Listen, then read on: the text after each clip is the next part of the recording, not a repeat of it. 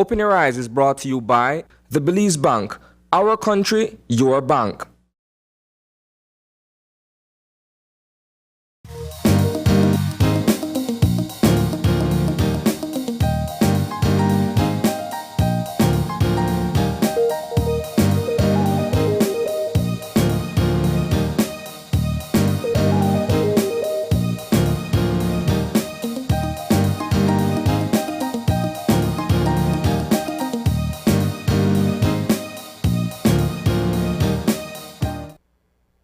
Good morning and welcome to Open Your Eyes. Such a morning, right? I am John Palacio. And I'm April Martinez. And thank you for joining us this morning. We are in the beautiful island of San Pedro. oh my goodness, Beautiful. what a lovely, lovely morning it is. The We could actually sunrise. hear the sea lushing across the largest living barrier reef in the world. Yes. The sun is shining beautifully, and we are at Gran Caribe. Caribe, yes.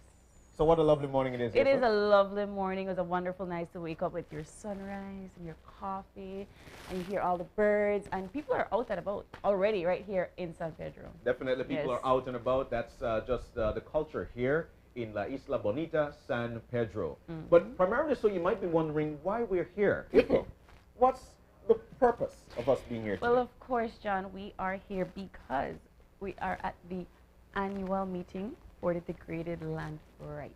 Definitely. Yes.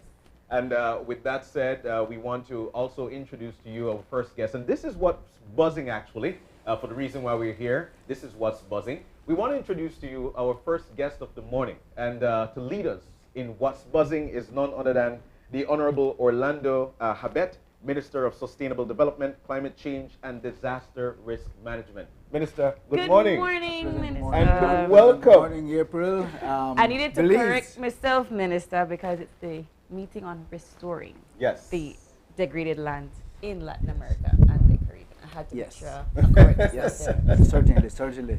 No, certainly it's a pleasant morning, and we are pretty busy. Yesterday we had our first Council of Ministers, where I lead as President of Pro Tem for CCAD, which is the Council of Ministers of Environment for Central America. So we assume the presidency at the same time the Prime Minister assumes the presidency of SICA, and also the Foreign Ministry, the Ministry of Agriculture through CAC, and also the Ministry of Health with COMISCA. And so it's the entire sectors within SICA that we assume that pro tem chairmanship. So yesterday our first meeting, very hectic, a long agenda, but I think that we moved through several agenda and thematic items that are very important to us. For us, what was important is that Belize follows the presidency of Dominican Republic, and they handed over some 3 weeks ago. So yesterday at our first meeting, we had to really, again, itemize our priorities. And for us, some key areas that we want to prioritize are, one, to establish that integration between CARICOM and Central America, especially in regards to climate change. Last year at the SICA CARICOM meeting, the heads decided that they wanted 5Cs to assist to bridge that gap that's been there for so long, especially in the area of climate change. Why important? Because when we go to COP meetings, we want to see that we have common positions. Yes. The more countries you have on a common position, the stronger your position in negotiating for what you want. Yes. So that's very important. But also with the possibility of trade, CARICOM, Central America, and other areas of cooperation. Yeah. We want to strengthen the institution of CCAD, making sure that Belize also gets its fair share, and all the countries, as a matter of fact. Dominican Republic is part of it also, so it's Central America plus Dominican Republic. We want to make sure that the projects that come in, that Belize can also share. There's a project which was online before we came into office called the Dry Corridor. The first meeting I realized that we are not part of it, but I was being asked to participate, to sign, to lobby on its behalf through the funding that was coming from the GCF. As a matter of fact, if I'm not mistaken, it's about $179 million, and Belize is not a part of it. Wow. So now with my presidency, I'm trying to push so that we can at least get them to agree that we might not be a full member for that tri-corridor project, but for us to get something because we have two northern districts and a portion of Belize and Cayo district which are up in that area that really gets dry. So hopefully we can get some assistance through that. Where do you see some of the underlying similarities between Latin America and the Caribbean that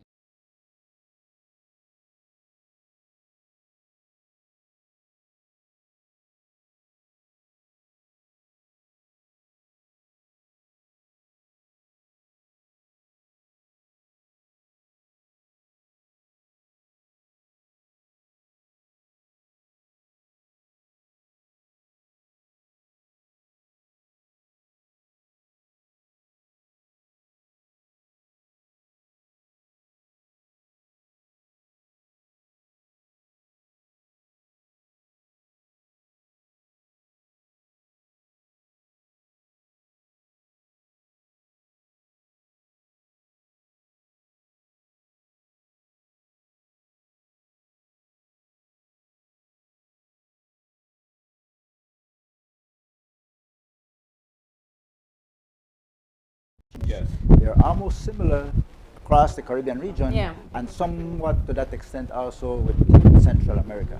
But we are small countries, and we can share our production by trading with each other, and so that we do not have to do extra regional trading. If we can do regional trading, that would help us a lot. When it comes to yesterday's meeting, what was the feel coming out of that? I mean, you know, we're here to discuss, and we also want to be on point, Right. especially with the information that is being dispensed. And then, Belize also is in a great position of actually setting the trend, and then all the other countries jumping on Follow board. suit, yeah. What's the feel coming out of yesterday's meeting? I believe that when we did our presentation and pointed out our priorities, it was accepted. That's the way it follows Yeah. from one country to the next. Salvador follows us in the next 6 months from July to December. And so what we actually do is that we set our priorities. We try to at least start off 2 or 3 of our project activities, and also have to complete what the prior presidency could not complete but had started. Yes. And so what we cannot start by the time the 6 months is up, because it's a very short time, It is. we at least set the stage so that the next country, which will be El Salvador, can also have that part of the continuity. But for example, we can really share experiences, share expertise. One of the projects is the Mar to R project. Belize has been very successful with that. Most of that work has been going on in the Orange Walk district with the river and doing water sampling and everything else. We hear about the problems that they have occasionally, especially during the dry season with fish dying. So we're looking at that, what contribution the agriculture sector does to the damage to the river, what contribution comes from the city, Orange Walk town proper itself. And so we study that, and it's part of that Rich to Reef program, because we cannot save the reef, we cannot save the ocean if we do not also do the part that is needed to be done at the inland area, Yes. right? So in Spanish is cuenca, which is the basin or Yeah. the Yes, ridge. yes. So we have to do the part, even for issues like plastics. The plastics will end up in the ocean. Some maybe because we're here at the Keys, the tourists, ourselves sometimes throw a piece of garbage or something like Yes. that. Yes. But a lot of it comes from inland, into the streams, drains to the streams, to the rivers, eventually Walks ends to the up shores of into the shores. ocean, So, yeah. so the project has to be from ridge to reef. Right. So we are in a unique position as a country. We've got a foot in Central America. We've got a foot in the Caribbean. Now we're holding, 2-3 weeks ago, the pro tempore presidency was given to us. Is there anything new we're putting on the table? Well, I think that part with the integration is possibly not a new idea, but it is one that is now going to be pushed forward, Right. because it's part of the coming from the SICA presidency, which now is Prime Minister Briceño and ourselves, and all the pro tem chairs will be pushing towards that in their sectors and their portfolios, trying to move that forward. So I think that is something that we can achieve, and if we can take the leadership role since we have the presidency, Yes. then I think we can achieve a lot. It is not going to be completed in 6 months, but there will be follow-up. When we're gearing up towards going to COP next year, what are the issues that both Caribbean and Latin America are facing that you are all focusing on for next year? Well, right now is the loss and damage fund. We are lucky that there is a commission that has been formed, and so we have one person will be representing that commission from the Dominican Republic, the Vice Minister for Environment. We have one from Barbados, which will take over, and then we also have one from Antigua and Barbuda. So we have 3 persons who will be in that commission looking at the loss and damage fund along with the rest of the world, the representatives from the rest of the world. So that is one position that we are going to push forward from our presidency, from CCAD, trying to see how we can get the 3 leaders from that area together, Yes. and also that they can also push our agenda forward, so that at the end, when the negotiations for the loss and damage fund comes up, that we all share in the benefits and try to see that it is formed the way we want as much as possible. Yeah. Yes. And surely we are small developing countries. We are termed as small island developing states, and so we have a high vulnerability. And something the Prime Minister has mentioned before, because this is something that a long time ago, what the big players were doing was they were looking to assign financing based on your GDP. Yes. So if, let's say, you earn per capita GDP in Belize is $1,500 and if the limit is 1.5 and anything above that, then you do not qualify. Yeah. Oh, wow. That can't work. So we are looking at the multidimensional variability index. We have different areas in which we are vulnerable, so we have to find a way how to do that assessment, possibly a matrix. Yeah. And then you go ticking them off, and if you have a certain score, then you qualify. If not, then you Yeah. don't qualify. But at least it is going to be fair. And I'm sure Belize, most of the Caribbean islands, and many of the countries in Central America will qualify. When we're talking about all of the small islands and developing states, each of them, including Belize, have diplomatic relations with their former colonizer countries, the United States, throughout Europe and in Latin America. How do these meetings strengthen or affect that relationship? For us, we are fortunate that we are still members of the Commonwealth, and so we have a very good working relationship. We get some assistance for our NDC implementation plan, and even for implementation from different projects with from the Commonwealth. Our finance advisor was paid from the Commonwealth Secretariat. My last conversation with the Secretary General for the Commonwealth Secretariat at COP27 was that we are going to see how we can find a way to do an early warning system for the entire Caribbean for hurricanes and other, and other events, so that we do not have to depend maybe only on what we get from Miami, but the storms are coming from south. So that's the information we actually want to have, and we can share along, and then it's coming closer to one island, so they get more closer information. It's shared along the path, and all of the countries in the Caribbean can have an early warning and get prepared. Well, it seems that we seem successful in terms of meetings that started yesterday. What's expected today, and what's going to happen moving forward? Yes, today is a separate meeting for today and tomorrow. This meeting is actually the 20 by 20 initiative meeting, also discussing the Bond Challenge and the Decade of Restoration. And so we're sort of combining the three, which have a lot of similarity. The 20 by 20 initiative is a project under WRI, the World Resource Institute. And initially the project was 20 by 20 because they wanted to plant 20 million trees by 2020. Yes. Now they're aiming for 50 million trees by 2030. The name hasn't changed. But interesting, at COP26 in Glasgow, I was invited to do a presentation at the University of Glasgow by Mr. Walter Vergara, who was the CEO for the initiative. And I went to do the presentation. Lo and behold, 2 weeks later, he called and he said, listen, people were listening. They're very interested in Belize. What you exposed out there brought out some interest. And about a month later, he said, listen, we haven't had our meeting, our yearly meeting for the initiative because of COVID. 2023 will be our next meeting. Would you be able or want to host a meeting? And I gladly jumped on that opportunity because it's it exposes us, it gives us some marketing out there. People will find out what we have, what we do, and hopefully, at the end, we can get some investments into Belize, especially in the issue of restoration. So many of the topics today and tomorrow will deal with restoration. The decade for restoration is to be able to plant, to reforest, to afforest, and to get rid of those, not get rid of, but occupy those degraded lands and put them to use. There are a lot of benefits.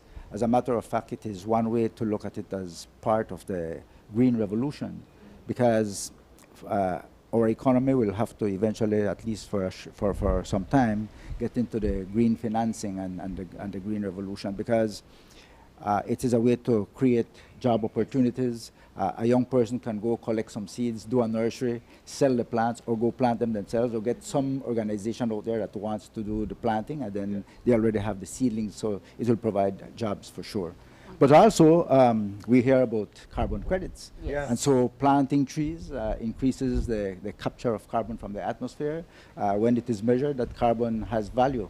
So whatever we do not contribute to our NDCs as our commitment, everything that's extra can be sold, and we can get in some funding for the country to build back, put back into our natural resources, to create jobs, or even to spend on infrastructure, health, education, whatever it is. Which brings, it seems we know that Yes, you are yes. extremely You're busy. pressed for time. It is going to be a full week. I imagine that. I know we have taken a lot of your time, but we appreciate you coming to sit with us and giving us a snippet of the restoration of land, degraded land, and Latin America and the Caribbean meeting today. We wish you the best of luck, Minister. Best of luck. Thank Thank you. you. And just to mention, it's degraded and deforested. Degraded And deforested, because which we consider deforested lands are those lands that have been, the trees have been taken out, but a complete land use change has occurred. For example, in agriculture, where you tear down the bushes, you Yes. plow it, Yes, you till it, yes. and then you plant something else. And the degraded are basically those which have forest that has been thinned out, and then you can go back and replant in spaces that are left. Yeah. And afforestation, well, is where there's land that is really bare and there are no trees, and then you come back and you actually build a small forest. Yeah. There we go. Oh, thank you so much, We're grateful. Minister Habet. We're extremely grateful that you were able to join us this morning. And actually, it is a great way to start the morning on What's Buzzing. Yes. None other than the Minister with responsibility of Sustainable Development, Climate Change, and Disaster Risk Management, Honorable Orlando Habet. Thank you. Thank you so much. My pleasure. And we will be out there doing our best, showcasing Belize. We expect nothing but the best from you. Thank you so much. All right, and that's, April, that is a piece of the pie in terms of Yes. What's Buzzing. It is very important for you to know that this has a lot to do with how our future is going to be shaped out. Yes. And the Minister, of course, making sure that we're dealt with properly. I think it shows testimony, John, to the fact that Belize has a major responsibility. I don't think we understand the importance Yes. of where we stand, because we really are that bridge between Latin America and the Caribbean. We have both feet in both places, and we are fortunate enough that we can bring all of these countries together and have the conversation that affects all of us. Indeed, and of course, this is all about the climate change investment in Belize as well, and conservation initiatives, Right. deforestation, Yes. all these conversations coming up throughout the week. Like we mentioned, things got started yesterday, and of course it continues throughout the week, leading up into the weekend. We'll have a host of panel to discuss this morning. As a matter of fact, we'll be kicking things off with the CEO in the Ministry of Sustainable Development, Climate Change and Disaster Risk Management, Dr. Kenrick Williams, who'll be talking to us about the week of activities. Yes, and of course, following that conversation, John, and just sticking to the entire theme of today, we will be joined by representatives from the Belize Forest Department, and they will be talking to us about the restoration strategy and how it fits into this week's discussions and the opportunities for investments. All right, that's going to be conversation number 2. And April will be summing things up with none other than the CEO, actually the Chief Executive Officer indeed, Executive Director and Forest Economist, to talk about the Bond Challenge. I know what it is. Joint You know annual what it is. meeting and investment opportunities. He'll be joining us this morning. That's not, and it's going to be It's a panel. an entire panel. It's a panel, and so so- we're looking forward to that conversation or those conversations for It's this going morning. to be a whirlwind. Indeed. But I'll tell you what, just in case you're wondering what the weather is like in the beautiful island of La Isla Bonita, San Pedro, you could see it right here behind us. Beautiful, right here on the landscape of Grand Caribe. What a beauty! Hearing the wind, hearing the wind, sea, the seas, the lashing. waves, all of it. We really hope that wherever you are, it is just as sunny as it is here in San Pedro. We really thought it was going to rain, John. We really felt it was going to rain, but nonetheless, a beautiful morning. We've got conversations upon conversations to talk about the importance of climate change and much more right here live on 5. So we're going to take our first break of the morning. When we come back, of course, we'll be getting things started with the CEO, actually, in the Ministry of Sustainable Development, Climate Change and Disaster Risk Management, none other than Dr. Kenrick Williams. We'll take the break and We'll be right back. stay with us.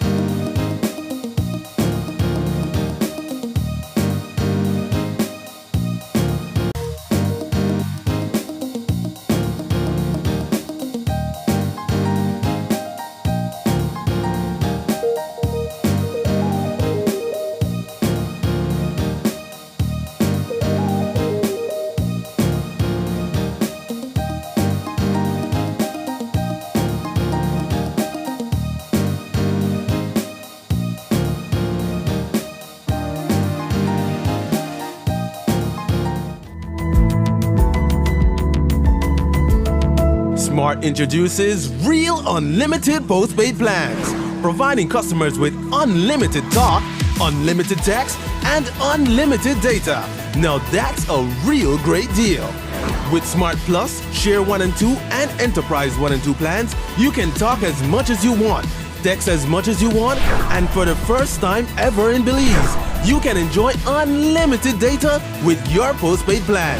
So come in and sign up for an unlimited postpaid plan and enjoy limitless possibilities. In addition, other plans such as the Flex Junior, Choice, and Select have been boosted with a lot more talk, text, and data, providing you with the best value for your budget. Be unlimited with Smart. It's time to power your dollar with Smart.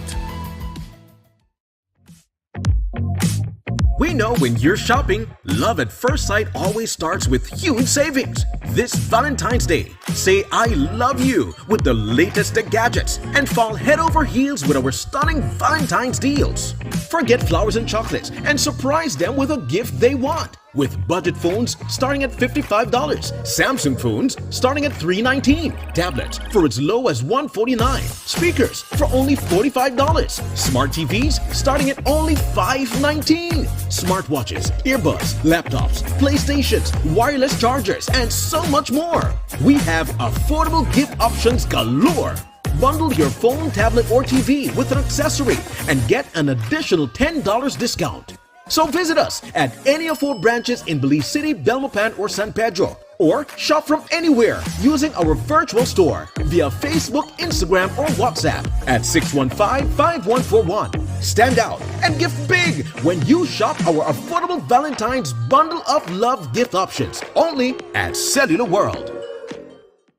Hola usuario de eCash, la aplicación eCash está disponible en español.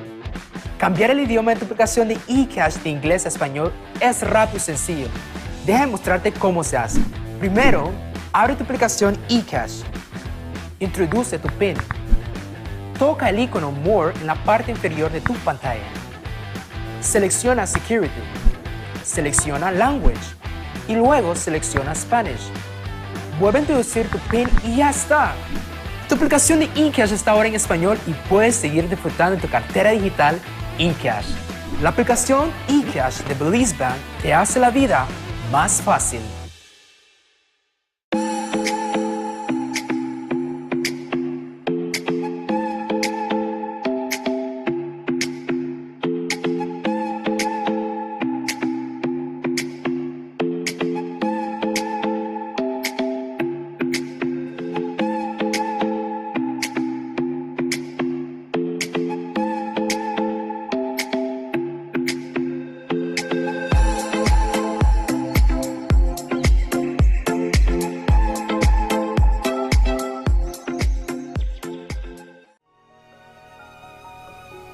What did you mean earlier about climate change, Mom? Well, when I was your age, I remember beautiful coral reefs and healthy beaches. The summers weren't as hot as they are right now, and the rainy season meant that it only rained when it was supposed to. And then what happened? The weather just started to change, and storms got worse.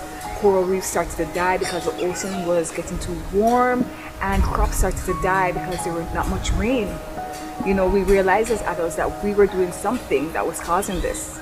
What were you all doing? Same thing we're doing now. Not using clean, renewable energy, chopping down too many trees, and even polluting the air with gases such as the gases emitted from our cars when we drive around. We need some help before it's too late, Mom. We can't let it get worse. What can I do? We can raise our voices. With 35 million dreams, aspirations, and futures at risk in CARIFORUM, we need your voice in our story against climate change. Acknowledge, commit, act.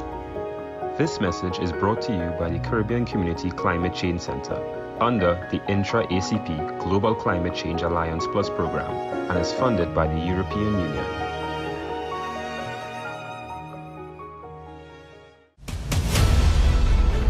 Dwayne Moody, Isani Cayetano, Marian Ali, Paul Lopez. Your News 5 Belize teams do whatever it takes. Go wherever they need to go, so you can catch the story wherever you are, whenever you want, on whatever device. Channel 5 Belize on television, Facebook, Instagram, and YouTube. Because news is now everywhere, all the time. And so are we.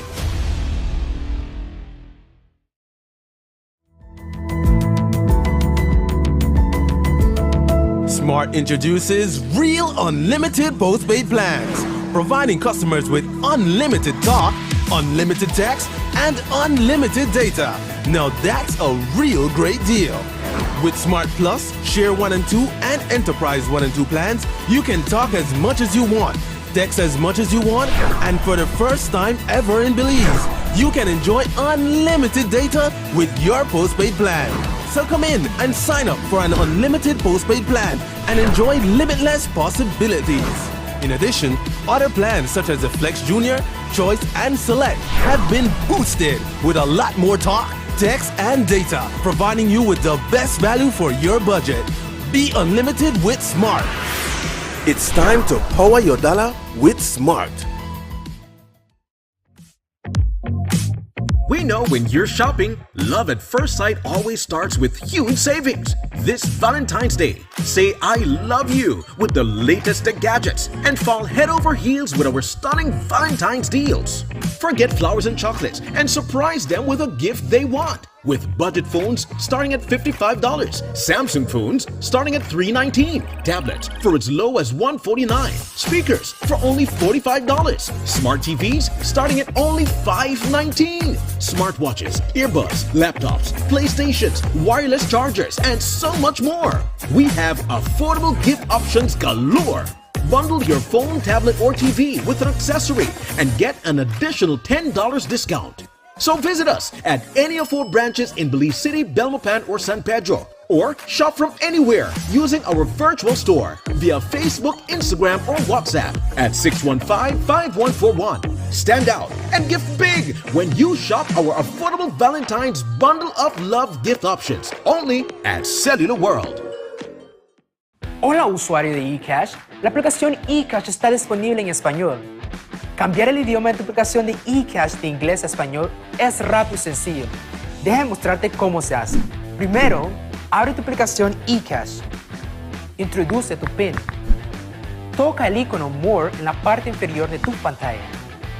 Selecciona Security. Selecciona Language. Y luego selecciona Spanish. Vuelve a introducir tu PIN y ya está. Tu aplicación de eCash está ahora en español y puedes seguir disfrutando de tu cartera digital eCash. La aplicación eCash de Belize Bank te hace la vida más fácil.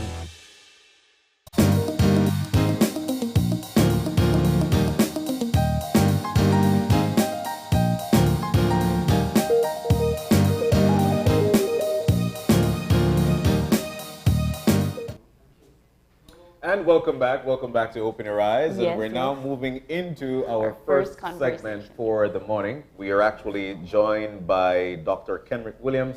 He is the CEO in the Ministry of Sustainable Development, Climate Change, and Disaster Risk Management.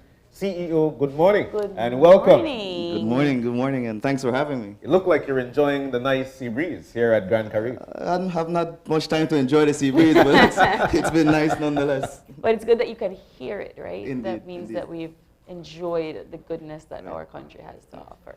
We know that what's going on right now here on La Isla Bonita is extremely important to not only to our country, but also to our neighboring countries and those around us. We've made mention that we have got the best of both worlds within this particular country, having a foot in Central America and a foot in the Caribbean. The importance of the meetings, let's start there, and of course, where your ministry stands with it. Well, the whole idea is to bring together the key stakeholders, the people with the money, the investors, to bring together the policymakers, to bring together the technicians, to really look at how we can address degraded and deforested lands, right? We've made commitments internationally, regionally, and nationally, right? And so the idea is to create this space in order for us to look at a real clear direction as to how we can go about investing and supporting the restoration of degraded lands in Belize and in the region, really. So the week has kicked off from Monday. Let's talk about what has been discussed from Monday to now, and what do you hope for today till Friday? So as Minister Habet indicated earlier, there's a series of 3 international meetings that we're hosting this week. The first is the Council of Ministers meeting for the Central American Commission for Environment and Development, CCAD. That was Monday and Tuesday. Today we start the joint annual meeting of the Bond Challenge, the AFOLU 2040, and the Initiative 2020. And over the next 2 days, there's going to be various discussions on policy as it relates to incentives for investing, incentives that affect and improve investments in the reforestation of degraded lands, as well as some of the experiences across Latin America and the Caribbean. You know, there's experience in Central America, in Latin America, and in the Caribbean as it relates to how do we get people to, I mean, at all levels, right? Private sector, whether you're part of industry. How do you, like in the case of Santander, commit some portion of your investments to restoring portions of degraded land? How do we get farmers into Sylvia agricultural practice that again look at restoring the degraded lands that they have? So looking at policy, looking at the investment opportunities, we talked briefly about carbon credits and what type of opportunities that exist from this sort of new asset class, where we can bring in investors, where we can bring in private sector to help us front load some of the investment and then get back some of that return from carbon credits. So again, we can start to incentivize the market and the system so that private sector can become involved, no? So given that we've been having, I don't want to say issues, but we have faced some challenges in terms of investment in lands that we want to protect. We're talking things like Vulcan, we're talking things like the Waterloo Project and so forth. How do you plan to have that balance where, okay, we have these investments that will be good for the development of the country, still protecting what is natural and sacred to us? Yeah, and again, that's some of the discussions we want to have over the next 2 days, and just look at, we're certainly not one of the only countries that faces these type of challenges. How do we look at the balance between development, environmental conservation, right? We do have some of the very strictest laws as it relates to, and processes as it relates to environmental compliance. And there's a reason for that, right? We have a very sensitive ecosystem We have one of the most healthy and functional ecosystems within the region, and so we want to be very careful in our processes. But we also want to look at how do we balance these two things. No, I think at the end of the day, the private sector and the government wants the same thing, right? We want to generate investment that can support the livelihoods and sustainability of our people. Now, again, this new asset class, this new market that we're developing through carbon credits, through blue bonds and green bond opportunities, the whole green finance spectrum that Belize is looking at, the whole green finance that, you know, the COP, the broader COPs, the biodiversity COP, the climate change COP is really generating. I think that is sort of changing the development trajectory as it relates to financing. Yes. So we can generate financing for healthcare, for infrastructure, from some of the conservation efforts that we've been doing long ago. And I think that's one of the trajectories that we're looking at. That's one of the direction of travel that we're looking at as a country. Yes. That can support generating some of the finance to support social development. These conversations have always been on the table. We've been talking about these things. We know that when it comes to land conservation, it is a part of Belize's future. Yeah. That's where we get our food from. That's where we get our oxygen from. It is very important for everybody to be on board with this now. While we're having these meetings, there must be indicators that we put in place so we know where we are and know where we want to go. What would be some of these indicators so Belizeans understand that, you know what, we are making strides in trying to get everything back to where it used to be? Yeah, that's a very important point. First, we have to have the conversation. One of the good things that we're doing is bringing the investors, the people with the money, the technicians, the scientists, and then using, you know, key methodologies that will help us to do the assessment. So, for example, with this bond challenge, we did an assessment of where the priorities are for degradation, what type of restoration activities that can work for Belize. So we did the science, and now we're on the ground bringing in the investors and the technicians to support the investment and to support that we reach the milestones that we're going to set out. No, you're right. We've been having this discussion for a long time. And that is why, one, we wanted to ensure that this discussion happened in Belize, that we can showcase the opportunities for Belize. But two, we also have to, again, outline the clear strategies and clear key performance indicators as you outlined. And so over the next couple of days, that's what we want to do, outline the key indicators that, because that's also what the investors want, right? Yeah, we're putting in money here. What is our output there? So I think those are key things that we want to outline over the next couple of days as a discussion. What are the discussions or the conversations that surround lands for development and investment and agricultural lands at this point in time? COVID has shown us that we do need to learn to invest in agriculture and so forth. How do you strike that balance of these lands will be for agriculture, these lands can be for infrastructure and development? Right. Actually, that's one of the discussions that we're going to be having today. Minister Abelardo Mai will be part of that discussion, having the same idea, right? It is important that we look at agricultural development, very important. But how can we then, again, integrate that with conservation opportunities? Yeah. So putting in the silvic-pastoral opportunities where there's intercropping, where we do things like soil management, where we do proper pesticides management, right? So it's just a different frame of how we used to treat with our agricultural practices. Yeah. I think that's what we want to look at in the shift.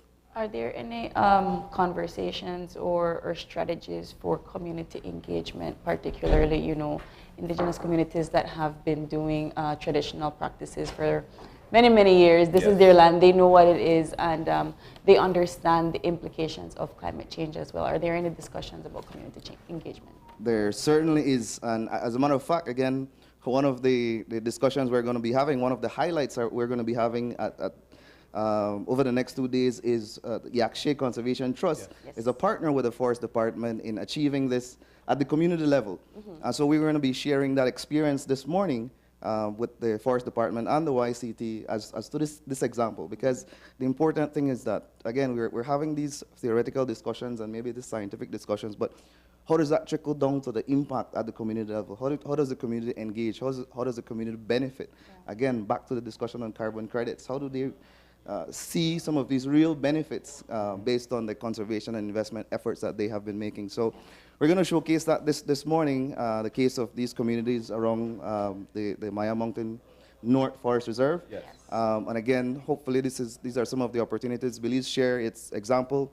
We see some other experiences from other countries, and again, to ensure that there's impact at the community level. But CEO, while we're here trying to conserve, there is also the population that's growing, and while population continues to grow, we know that people are actually moving into different areas. All these communities are actually growing, which will eventually lead to people moving into lands that we would say, you know what, needed for conservation. How do we manage this? Right. Again, I think the idea is to shift how we treat and think about this broader concept of development, right? It is that we can continue to develop with minimal impacts, right? So instead of clear cutting, for example, because you're going to develop an area, develop a community, that there is selective cutting, that there's underbrushing, that there's these practices that you can implement that will reduce your impact on the ecosystem. You see, the change in the scientific discussion is not that we're not going to deforest, it's not that we're not going to cut down trees, is that we don't change the functionality of the forest to do what it's supposed to do. And at the basic level, we want to make sure that as development occurs, then that the forest ecosystem or the marine ecosystem is able to provide the same service that we need in order to survive. No? Then we've got folks who are actually looking on and really truly believe that they must make an impact. So you as a CEO, what would you say to Belizeans in terms of them playing their part in making sure that we conserve? Right. This is an individual responsibility. Of course, primarily. Given the blessings that we've had as a country, as a Belizean, certainly there's a suite of personal practices that you can make as a consumer, as a user of the resources. Certainly you can become involved. The intent of the Forest Department is to launch a Million Tree initiative where we're encouraging and providing the seedlings and the support for people to get personally involved in this process. We want it to become an initiative where, at the individual level, people can become involved. How do you respond to persons that are saying, Minister, but I know of a plan. I have my kitchen gardens. I know what I'm doing. Why do you need to talk about sustainability? I'm living a sustainable lifestyle. Right, and that's something we want to compliment that person for. Right. What we'd like to then is to spread that across the country and spread that, share that frame of thinking, share that perspective with other people and that experience. How do you go about building your personal backyard garden? How do you go about, supporting the planting of trees? That is, again, supporting the broader efforts of reforestation. So that is what we want to share. Are there any conversations about waste management and protection of certain conservation areas? And I ask that given that this is the Ministry of Sustainable Development, and I know you all have a relationship with waste management, is there any conversations about how we are learning to dispose of waste properly? Yeah, as a matter of fact, now Solid Waste Management Authority is under the portfolio of the ministry. We're not having any specific discussion as it relates to solid waste. There's some discussion on hazardous waste and transboundary movement of these type of waste and that type of thing. But certainly it's a discussion now that we've been looking at in terms of the integration of this department within the ministry. Where do we stand within the partners that we're meeting with?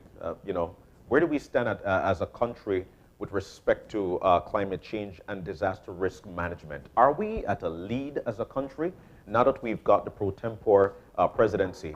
Where do we stand at this point with respect to our sister countries? Well, we're seeking to step up the leadership. That's what we do. That's our engagement at the COPs, for example. We're trying to leverage or broker the relationship between Central America and the Caribbean. For a long time, Belize has not been an active leader in the negotiations, for example, or an active leader in developing some of the key initiatives.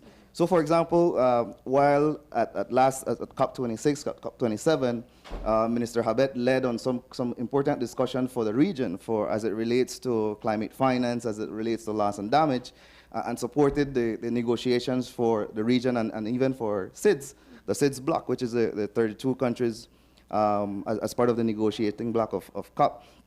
But one of the big outcomes we've had out of COP27 is that Belize is seeking to host the regional office for the for ICAT. That is the International Climate Action Transparency. That's a hub, a regional hub that we're going to be hosting. Yeah. There is a regional hub for the Caribbean that is held in Grenada. And so we lobbied that Belize host the regional hub for Central America. And again, with our bridging and brokering position now, we're able to support clear monitoring, reporting, and verification for our climate change commitments across these two regions. Yesterday, we had discussions again with the Council of Ministers of Central America and the 5 Cs as how we can start to broker this relationship and really implement some joint initiatives across both regions. And so we're taking the lead.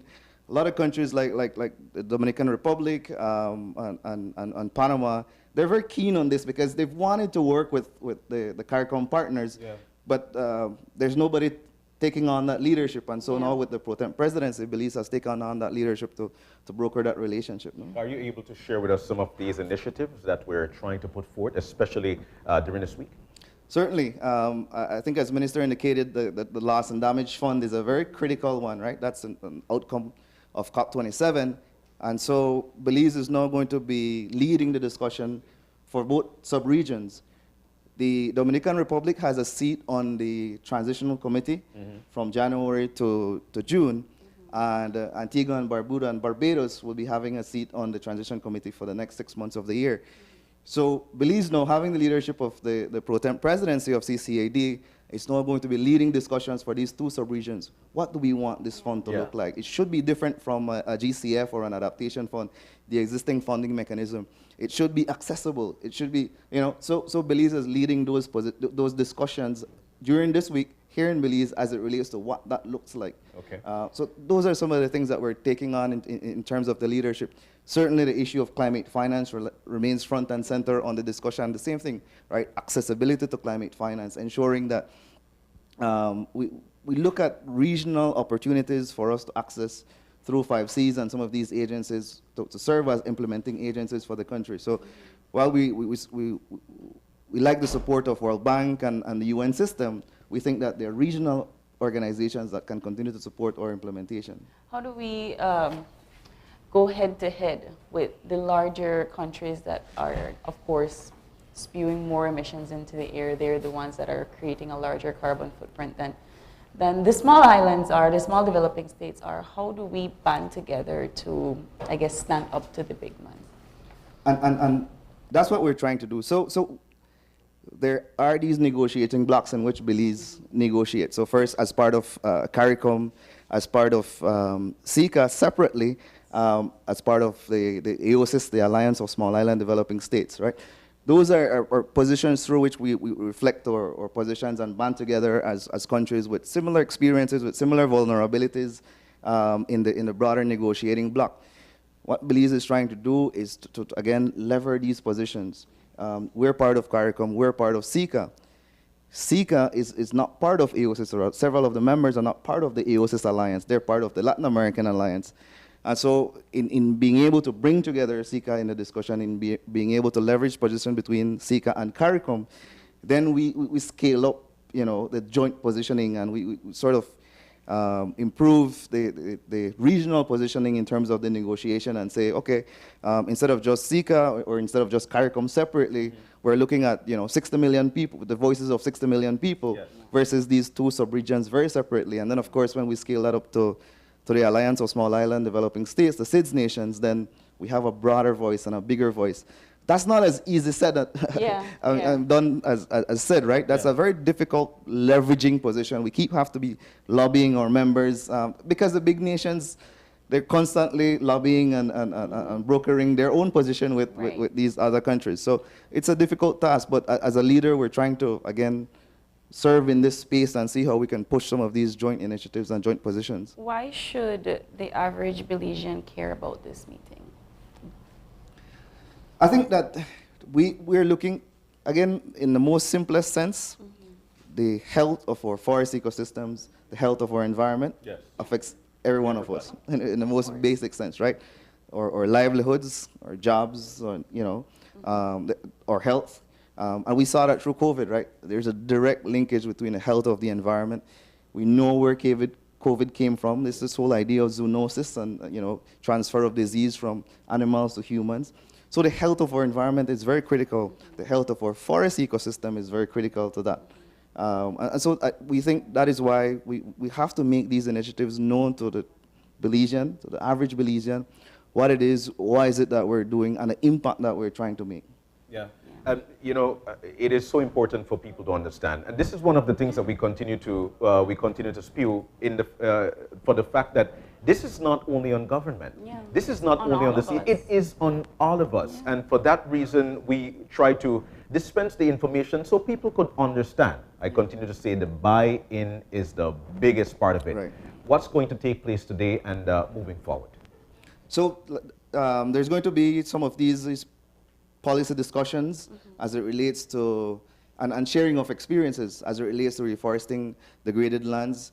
The idea is to present to the investors what opportunities exist in Belize and other countries, so that the investors can look at, you know, leveraging and mobilizing funding to support the reforestation initiatives.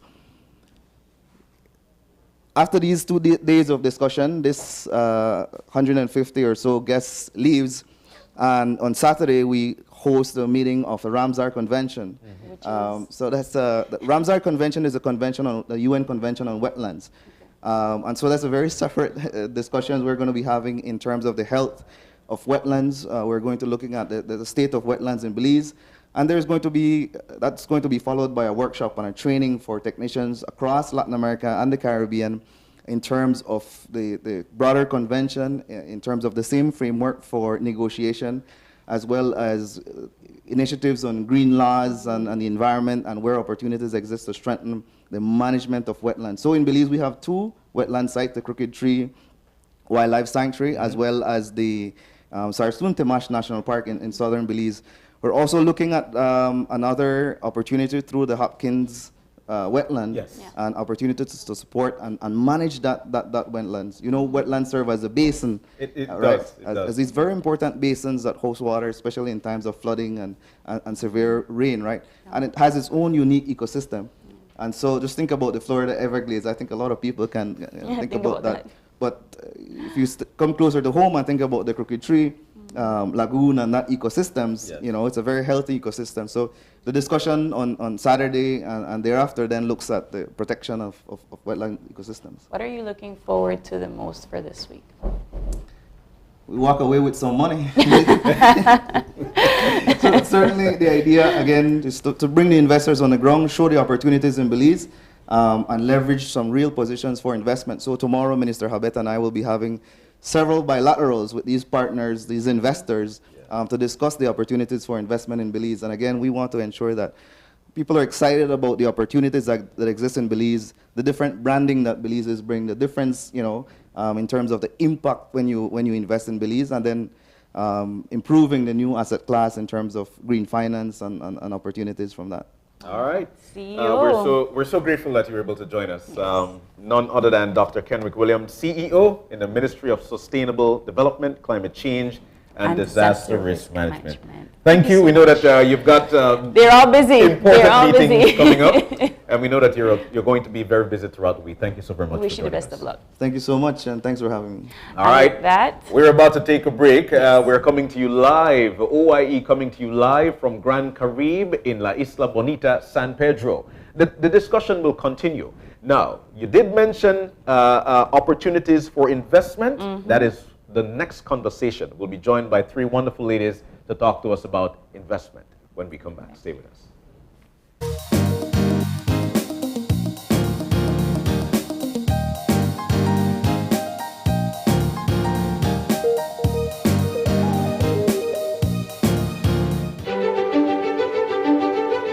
Technology is ubiquitous, and it's transforming how, when, and where we work. Fulltech Systems is placing award-winning devices in the hands of information workers, allowing them to work without compromise in a world without wires, to innovate, create, and to maximize productivity anytime, anywhere, satisfying the needs of the desk-centric remote and field worker and every other worker in between.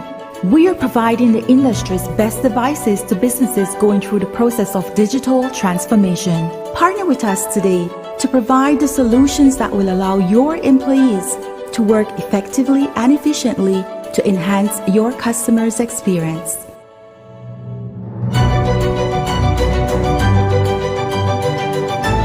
Full-Tech Systems, your technology center, where you'll come for the price but stay for the service. You could still come over though. You could watch a movie or something. Oh my god, I can't believe this happened. Under the bed or in the closet? Which one? I got 3 boys. I need them to be better men than me. I mean, better men than we. Please don't go wind up. Who has stopped me? Hello? Hello? Who has stopped me? Which one? For We Family Season 2 begins January 26 at 8 p.m. on Channel 5 and on News 5 Live's Facebook page. Brought to you by the National Commission for Families and Children in collaboration with the National Parenting Task Force and UNICEF. Love Your Honda is back. This year, we are spreading the love in 3 locations: Belize City, Cayo, and San Pedro. In February, get special pricing and discounts on all Honda products. Enjoy up to 23% off selected Honda products, 20% off Castrol, NGK, and Magic products. Also, get free oil change and servicing when you spend $100 or more on Castrol oils. And don't forget your B-Bucks when you make your purchase. There will be a big bike rally throughout the streets of Belmopan and Belize City on February 11th and 18th respectively. Check out our Facebook page for more details on how you can take part. And on February 25th, we'll be hosting the first ever Banquet Boat Show on La Isla Bonita, San Pedro. Honda products will be on display and you can enjoy deals and discounts. February is all about Honda. Available at Banquet. Equipment, parts, service.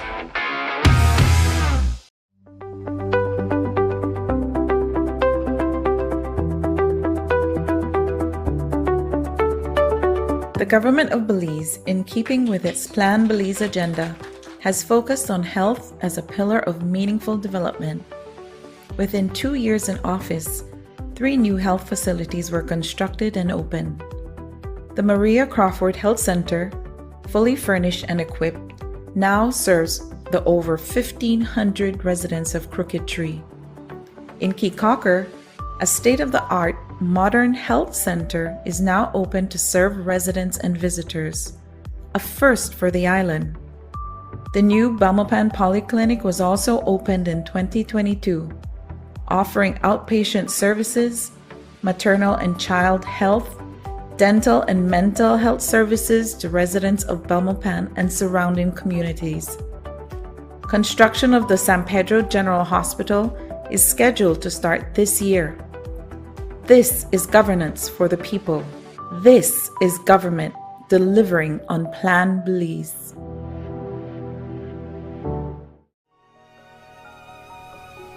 What did you mean earlier about climate change, Mom? Well, when I was your age, I remember beautiful coral reefs and healthy beaches. The summers weren't as hot as they are right now, and the rainy season meant that it only rained when it was supposed to. And then what happened? The weather just started to change, and storms got worse.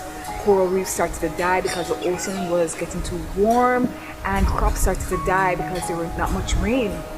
You know, we realized as adults that we were doing something that was causing this. What were you all doing?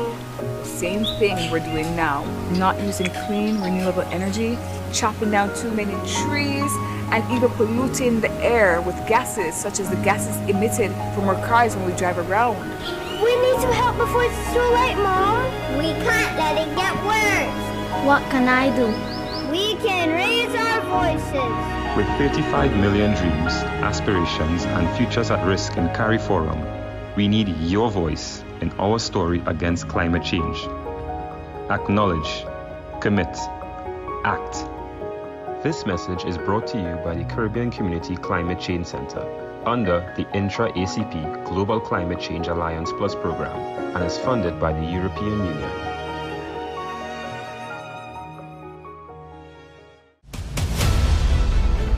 Dwayne Moody, Isani Cayetano, Marian Ali, Paul Lopez. Your News 5 police teams do whatever it takes, go wherever they need to go, so you can catch the story wherever you are, whenever you want, on whatever device. Channel 5 believes on television, Facebook, Instagram, and YouTube, because news is now everywhere, all the time, and so are we.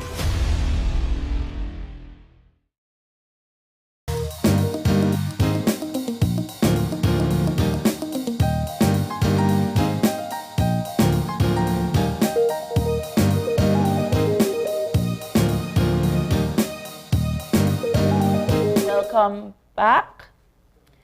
And welcome back to Open Your Eyes. We are moving into our second conversation for this morning. And we have with us, John, the representatives of the Belize Forest Department. And they're here to talk to us about the restoration strategy and, of course, how that will fit into this week's line of activities and discussions. And, of course, opportunities for investment. Joining us in studio, in Grand Carib. In our Grand Carib studio, we have Ms. Yanira Pop, who is the forest officer at the Belize Forest Department. Good morning. Good morning. And we have right next to her, Ms. Minerva Gonzalez, who is the landscape restorations officer, right, at the Belize Forest Department. And lastly, Ms. Florencia Guerra, who is also a forest officer in the Sustainable Forest Management Program. Good morning, ladies. Good morning and welcome, ladies. Good morning. It's nice to have you. You know, very important we're having these discussions throughout this week, you know, joined by other sister countries in making sure that we move forward together as one particular area. Of course, I'd like to start with you, Ms. Yanira, in terms of your role being a part of this meeting throughout this week. Okay, good morning once again, and thank you for having us here. Well, we'll start and we'll try to explain the entire process as to how we as a department started to work and started to operate and reach where we are with this week's launch of the National Landscape Restoration Strategy. So my role in this entire strategy started in 2019 when the Forest Department pledged in Cuba to commit to this bond challenge, which is a global challenge, whereby we initially it started with the pledge of 150 million hectares globally to reforest or to replant, to do all different types of actions so that we can restore degraded lands. From there, we pledged. We are the first Caribbean country, I must say, that did not pledge a number, but we pledged our commitment. Yes. So from 2019 to roughly 2021, we had the implementation of a ROAM methodology, which was spearheaded by IUCN and WRI along with the Forest Department, whereby we had consultations throughout the country. We included gender, we included youth, we included both the local community, we included the private sector, the conservation sector. We tried to make a multi-sectorial national roundtable. Is involved. Yes. And what we did throughout those 2 years is to really get the input from the people as to highlight what areas are really degraded. Yes. Yeah. What areas are priority to them that we need to restore.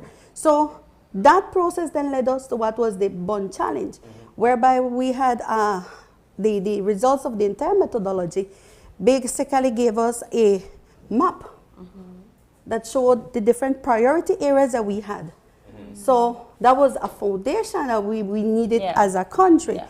Based on that, then, we came in as a department with other government agencies, and then we decided that out of the results, which was at 340,000 and something hectares, overall identified, we prioritized 130,000 hectares. Okay. Therefore, in July 2021, our minister proudly pledged at the Bond Challenge meeting that Belize is committing 130,000 hectares, of which we have 80,000 in the agro sector, and then the remaining 50,000 is within the forest sector. Wow. And so that is the process as to how we went doing this entire to reach where we were to the Bond Challenge. Right? So this one of the things that we must highlight is that this is a this is a multi-sectoral approach. This is a participative approach. And so, yeah, thank you. Go ahead. Yeah, and so that is very key. So this is something that was built using the opinions from everyone. Wow. So the results that I said, one was the priority map, two was that it identified certain activities that we can implement in the priority areas. It gave us a cost-benefit analysis so that we can decide what opportunities there is for investment, how much we need to invest as to get from where we are now and to improve. So that was the foundation, I would say, that what led us then to our national landscape restoration strategy. And I know Minerva is going to jump right in here with us to talk about strategy. So while the ROAM process, which is the acronym for Restoration Opportunities Assessment Methodology, was opinion-based from the participants, or this participatory approach that we took with all the other, with all the parties that were involved, it was also science-based. So it was compared to land use data through GIS technology, through different, whether it was man-made or natural disasters, threats, risks, and this entire analysis took into consideration the degraded areas, degraded areas that can be restored. So it was a combination of both the participatory approach and science-based. And we are proud to say that we are the only country in the region that pledged based on scientific results. Wow. It was not a random promise of, oh, we're going to restore 100,000 hectares. No, it was based on this scientific analysis that we went through. So then the Bond Challenge Pledge was the initiation of how we were going to develop our national landscape restoration strategy. And this is the document that we will use as a roadmap to implementing these restoration actions depending on the level of degradation of the lands. And I must highlight that when we say restoration, we don't mean just planting trees. Restoration encompasses activities that will bring back the functions of the ecosystem, will bring back all the benefits that we have, what we call ecosystem services, like clean air, good soil, clean water, and those sort of benefits that we receive from our ecosystems, from our forests, and that we can get back from restoring those degraded lands. And where are we with respect to the restorative actions? Are we making strides? Are we losing stride at this particular point? Where are we? We are on the road to gaining momentum. We just started a pilot project under this same restoration strategy, National Landscape Restoration Strategy. Our pilot project encompasses the general objectives of the strategy. So we're aligning it with everything that we have promised under the Bond Challenge to implement it now on the ground. So we are working with the Yaksha Conservation Trust in the Maya Mountain North Forest Reserve, doing restoration of some areas that were previously degraded through either cattle ranching, fires, mining, agricultural mining, clearance. And we're bringing back the forests in there so that they can serve the ecosystem benefits that we so desperately need. So it also includes a combination of agroforestry practices, which is agriculture and forestry. And it's a good balance that we want to have. And I know Ms. Florencia will talk more about it, because at the end of the day, we have to realize that we have to balance both actions that provide food for us, which is agriculture, and those actions that provide the other ecosystem services, which is having healthy forests. All right, and then we also introduced Florencia. Florencia? Yes, so my colleagues basically spoke about how all of this impacts us as a country nationally, but we also have regional initiatives. And one of the regional initiatives is the AFLO 2040 initiative from the SICA region, which includes all the Central American countries, including the Dominican Republic. And the commitment from the region is for 10 million hectares. So the restoration of these degraded ecosystems. And our 130,000 hectares that my colleagues have been speaking of, which is our commitment, feeds into this larger 10 million hectare goal that the region has. And so what the AFOLU initiative gives to us as a country is it is the dialogue space for agriculture department and the forest department, which are key players, because as we know, one of the drivers of degradation or deforestation in our country is agriculture. But at the same time, we don't want to, just say that we are not going to proceed with our culture. We're not going to, we're not saying that. We're trying to find this balance in that we're looking at techniques. Like my colleague mentioned about agroforestry. We also have climate smart agriculture techniques. And so regionally, we have countries that have had, initiatives nationally within their own country space.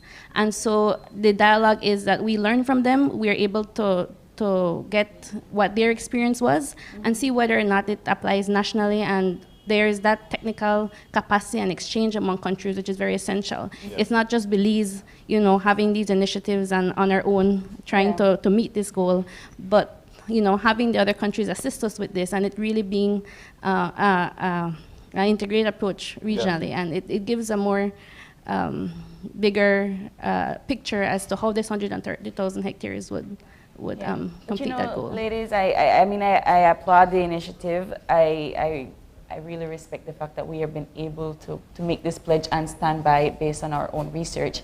How are we balancing investment opportunities though? And I don't just mean local or foreign investment.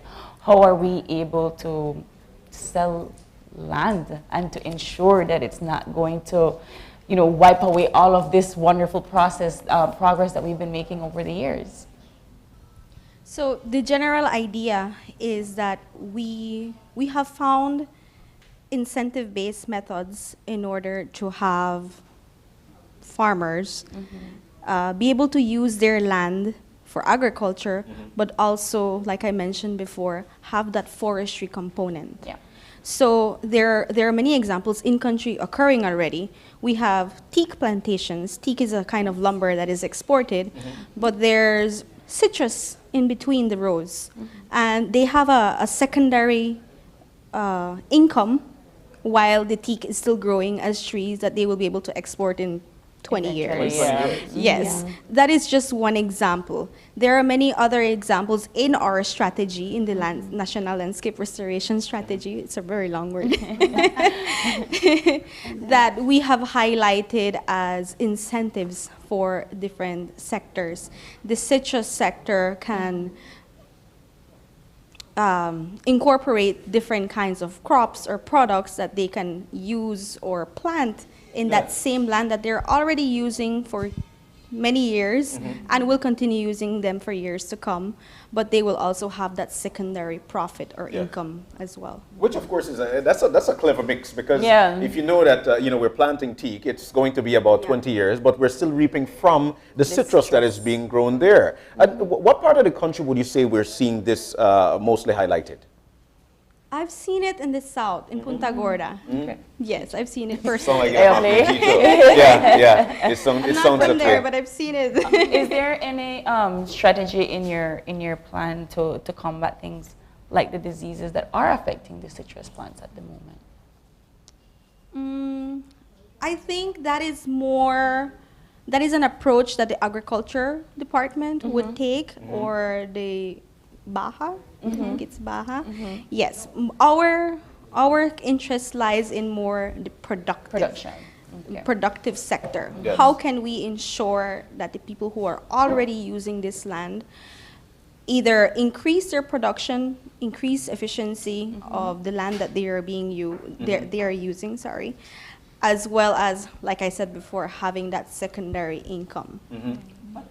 But also, we must also incorporate and keep in mind the restoration part of it. Yes. So just as what my colleague said, yes, it is production, but it is the way you do things. It is the change in mentality, in culture, in technique. And at the same time, you improve your livelihood because you might be, initially perhaps a bigger investment, but the return would be higher at the end, and you would still improve your soil production. You will maintain that healthy soil that you need for production. So it is a combination of that and the production sector that we need to look. Like we said, through our National Landscape Restoration Strategy, there is a feasibility study, a financial analysis, cost-benefit analysis that clearly states if I cut one tree or if I change this, this is the amount of investment I need to do. This is the return I will have in 1 year, 2 years, 5 years, 10 years. So we have that basis. So that's one of the things that we are using to try to promote it. But apart from that, like we mentioned, this is a global and a regional effort. So what we're trying to do, especially like this week, launching, which is, like I said, very important, launching our strategy. For us, it's a very huge milestone that we are achieving. Trying to find investment opportunities. Projects would invest with the NDCs to ensure that we have the carbon credits. Those are the markets that we need to tap in. So there are a lot of projects out there that we can attract. So this is a roadmap as to how we can attract the investments. So you are about to launch it in this week? morning. After you get out of this show? Yes, our minister will be official launching. We're officially launching our National Landscape Restoration Strategy. And along with that, the pilot project that comes under it. So the pilot project is the one I mentioned before with the Yakshi Conservation Trust. It's an agroforestry concept or approach. And we have just about 30 farmers that utilize the land in a forest reserve. Now, if you're familiar with our forest laws and regulations, you know that no one can live or reside within a forest reserve. But this has been an agreement that's been made between the government or the Belize Forest Department, the Yakshi Conservation Trust, and then the Chaya Cacao Growers Association that utilize a certain amount of acres, I think it's 389 acres, within this forest reserve, and they are responsible for keeping this land healthy and restoring it. So they incorporate cacao in their agroforestry approach, and within or between the cacao, then they have other crops that they use for their livelihood. So they are both creating income and surviving for their livelihoods through the crops that they grow. And you know, very interesting, the topic at bay, but one of the things I think that we should always look at as well is the encroachment into our lands by neighboring countries, which simply means that we need to, when it comes to the forest department, need to continue to strengthen that. We say this for the fact that we continue to lose land and we continue to lose our forest when things like that happen. What are we doing in trying to stop this or nip this at the bud? Okay, through different initiatives, which is a bit different than this, we work through the Selva Maya project, which is we work in coordination with Mexico, Belize, and Guatemala, and our main focus is transboundary. So what we try to do is work with our counterparts from those countries to try to see what activities we can do, a public awareness that we can do, and things to try to halt the deforestation and the encroachment in our, in our boundaries. I mean, between Belize and Guatemala, because we do have between Mexico and Belize as well. Yes. So those are other project initiatives that we have beside what we're talking about today, which is the National Landscape Restoration Strategy. Are there any conversations or hoping to have conversations with other members of the community, both in Latin America and the Caribbean, in terms of how you all were able to achieve your numbers for the bond challenge? And I ask this because, like you rightfully mentioned, it was a science-based research initiative. Other countries have different landscapes, other countries have different soil chemistry and so forth. So are you all going to be presenting this as well today? We do have opportunities to exchange our experiences with those countries in our region, in the Sika region. And the pilot project I've been mentioning was as a result of one of those conferences where we met with sponsors, with funding agencies, and we were able to get this opportunity through the German corporation and GIZ. It's a German word, I can't say it. The German government and corporation, and as well as other other entities that have assisted us along the way in the formulation of the restoration strategy, such as the IUCN, the Selva Maya Project, the World Resources Institute, and many other organizations who hopefully we will have representatives of today so that we can showcase what we have been able to do through their assistance of this funding. Why should countries buy in on this? Everyone wins when you invest in nature. Yeah.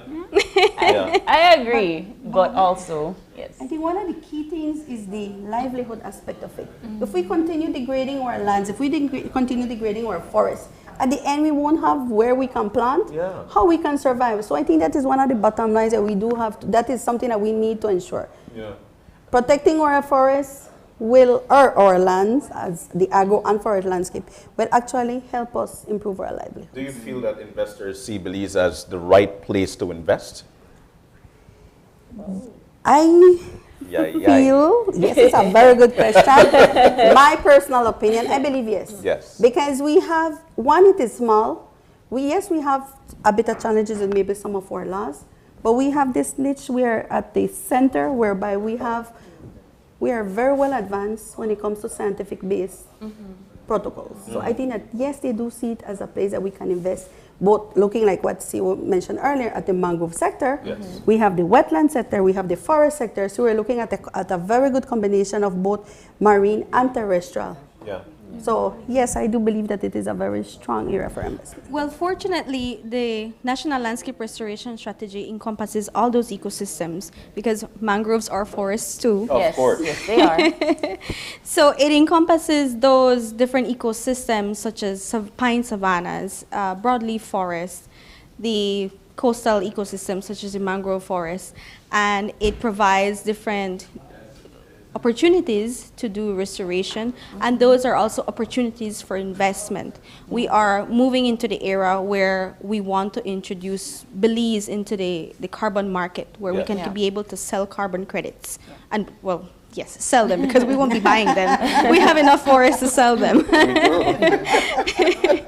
So the process is that we first have to start with our laws, our policies that can be able to back up those processes and then back up projects that will be able to invest in those and have that recycling of carbon credits in the market. And we are ripe for that. Like you mentioned, we've got the forest, we've got our forestry reserve that is able to sustain us and be able for us to actually sell. And Florencia, you could jump in at any time.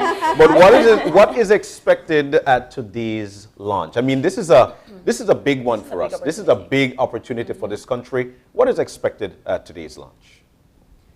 Well, given that one of the spaces is this AFLO 2040 initiative, and I want to make emphasis to this, is because we can't only sell ourselves as a country, but given the amount of hectares that we're committing to, when we look at it at that 10 million hectare goal that we have as a region, then all of these, the launching of the strategy shows or reinforces our commitment to the region that yes, we are providing these 130,000 hectares to the region, and where we can't get investment as a country, we can look for that regionally as a region, get that investment, because 10 million hectares, I mean, that's a lot of hectares of land that you're looking at. And so this strategy, having our partners here, having our SICA region representatives here, our other country representatives, really gives that push to our strategy, and seeing how that feeds into the regional strategy as a whole, and how we as a region and how Belize contributes to that initiative. I know we've been talking about different strategies and so forth throughout this conversation, but when you're talking about restoration of degraded land, when you're talking about all of these hectares that we are hoping to restore and revive, what is the first step? Well, the first step, I mean, other than to get money, the first step has already been completed, which is the strategy itself. Because the strategy defines specific actions that we have decided would be the most efficient, would have most cost benefit to complete these objectives of restoration. which all departments and agencies can participate or who would be responsible for collaborating with to incorporate these activities. For example, in the agroforestry component, it would be both the forest department for the forest and the agriculture department, and many other different organizations that also work with agriculture, private sector that works with agriculture. So it takes all of that into consideration to how we can move forward. Yeah. So the first step is complete. Okay. The guideline, the roadmap, that is going complete. to tell us this is how you can do it. Okay, this is the most benefit. The step two will be the people component, the socialization of the strategy. Let everyone be aware of the strategy, know the importance of the strategy, the good impact that it will give, and it will provide you at your home at the end of the day. So I think that would be the second step, the socialization of the strategy, and of course getting funds too. Are you all doing an education campaign apart from coming on open areas? We have been doing it opportunistically. Okay. But we do intend to become more proactive or more aggressive in how much we can reach out to our audiences, to different audiences. Okay. We have already started with the government sector so that we are all aware of what is happening and what we're doing at the Forest Department with the National Landscape Restoration Strategy. And then we move on to the communities and our non-governmental organization partners. We have already started with socialization with them as well. All right. Well, we've learned of opportunities for investment from you three ladies, and we're so grateful that you were able to join us Good this luck morning. with your launch this Big morning. good luck with today's launch. They have to come back and tell us how it went. Of course, Yes. as we continue to step foot in Central America and, of course, the Caribbean and leading the chant. Thank you guys so very much for joining us this morning. Thank you. Thank you for having us. Well, John, we've been hearing about it. Yep, we've been talking about it. The week of activities, the opportunities for investment.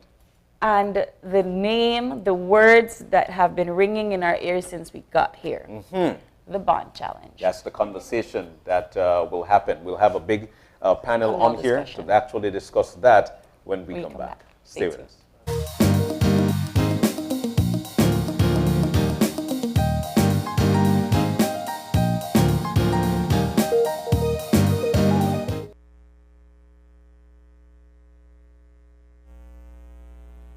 Hello, friends. I'm Dr. Bob Roberts with another 60-second sermon from God's Word. The Bible says, "What shall I do then with Jesus, which is called Christ?" Of the many important questions in the Bible, none are more important than these. What think you of Christ? Whose son is he? And what shall I do then with Jesus?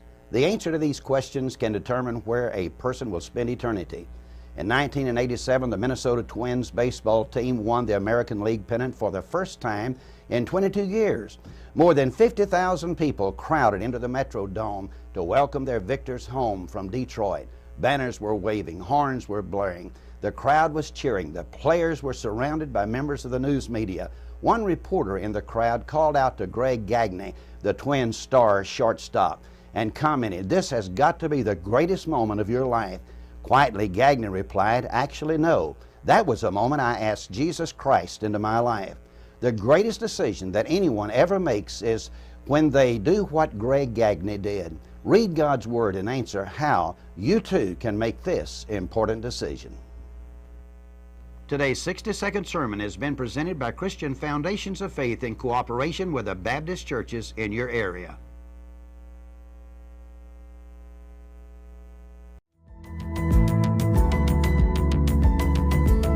Smart introduces Real Unlimited Postpaid Plans, providing customers with unlimited talk, unlimited text, and unlimited data.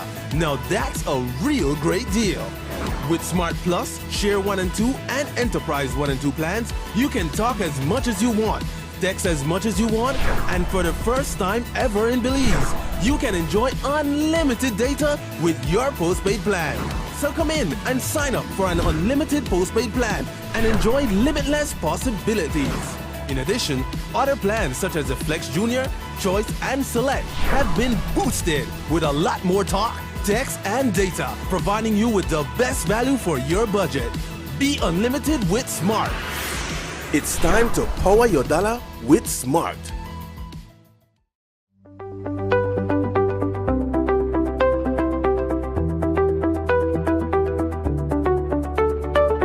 The government of Belize, in keeping with its Plan Belize agenda, has focused on health as a pillar of meaningful development. Within 2 years in office, 3 new health facilities were constructed and opened.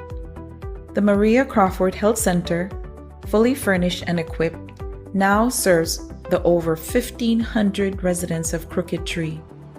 In Keycocker, a state-of-the-art modern health center is now open to serve residents and visitors, a first for the island. The new Belmopan Polyclinic was also opened in 2022, offering outpatient services, maternal and child health, dental and mental health services to residents of Belmopan and surrounding communities. Construction of the San Pedro General Hospital is scheduled to start this year. This is governance for the people. This is government delivering on Plan Belize. Hola usuario de eCash, la aplicación eCash está disponible en español. Cambiar el idioma de tu aplicación de eCash de inglés a español es rápido y sencillo. Déjame mostrarte cómo se hace. Primero, abre tu aplicación eCash. Introduce tu PIN. Toca el icono More en la parte inferior de tu pantalla. Selecciona Security. Selecciona Language. Y luego selecciona Spanish. Vuelve a introducir tu PIN y ya está. Tu aplicación de eCash está ahora en español y puedes seguir disfrutando de tu cartera digital eCash. La aplicación eCash de Belize Bank te hace la vida más fácil. What did you mean earlier about climate change, Mom? Well, when I was your age, I remember beautiful coral reefs and healthy beaches. The summers weren't as hot as they are right now, and the rainy season meant that it only rained when it was supposed to. And then what happened? The weather just started to change, and storms got worse. Coral reefs started to die because the ocean was getting too warm, and crops started to die because there was not much rain. You know, we realized as adults that we were doing something that was causing this. What were you all doing? The same thing we're doing now. Not using clean, renewable energy, chopping down too many trees, and even polluting the air with gases such as the gases emitted from our cars when we drive around. We need to help before it's too late, Mom. We can't let it get worse. What can I do? We can raise our voices. With 35 million dreams, aspirations, and futures at risk in CARI Forum, we need your voice in our story against climate change. Acknowledge, commit, act. This message is brought to you by the Caribbean Community Climate Change Center under the Intra-ACP Global Climate Change Alliance Plus program and is funded by the European Union.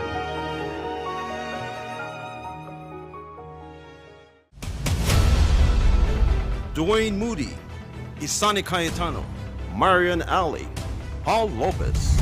Your News 5 Belize teams do whatever it takes, go wherever they need to go, so you can catch the story wherever you are, whenever you want, on whatever device. Channel 5 Belize on television, Facebook, Instagram, and YouTube, because news is now everywhere, all the time, and so are we. And we'll be back in a few, so stay tuned. Thanks, Jen.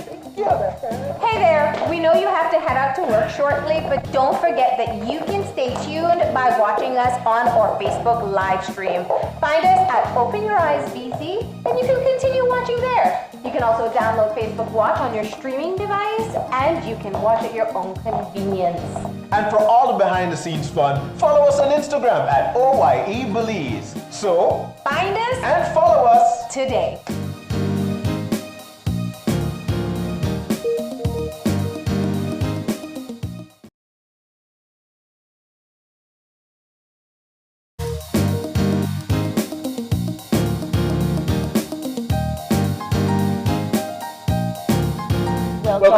Welcome back, and we're moving now into our third and final conversation for the morning. We've been talking about the week of activities here at the meetings, the opportunities for investment, and coming up, it's actually the Bond Challenge. This one is a panel discussion. Yes. We've got the folks in to talk to us about it. We've got actually Wilbert Sabito, who is the Chief Forest Officer, in with us. We also have Renee Zamora, Forest Economist, Initiative 2020 Coordinator. And also we have Dr. Colin Young, Executive Director of 5Cs. Good morning. Gentlemen, good morning and welcome. Good morning, good morning. It is a lovely morning, I could tell you that much. We are in La Isla Bonita, San Pedro, right here at the properties of Grand Caribe. Very important to note the meetings for this week and going to last throughout the weekend as well. We need to get to that bond challenge though. Let's start with Wilbur Sabido, Chief Forest Officer. Once again, good morning and welcome. Sir, talk to us. Thank you, John and April. First of all, thanks for having us. And really, I don't think we couldn't be in a better place in San Pedro. So you asked about the bond challenge.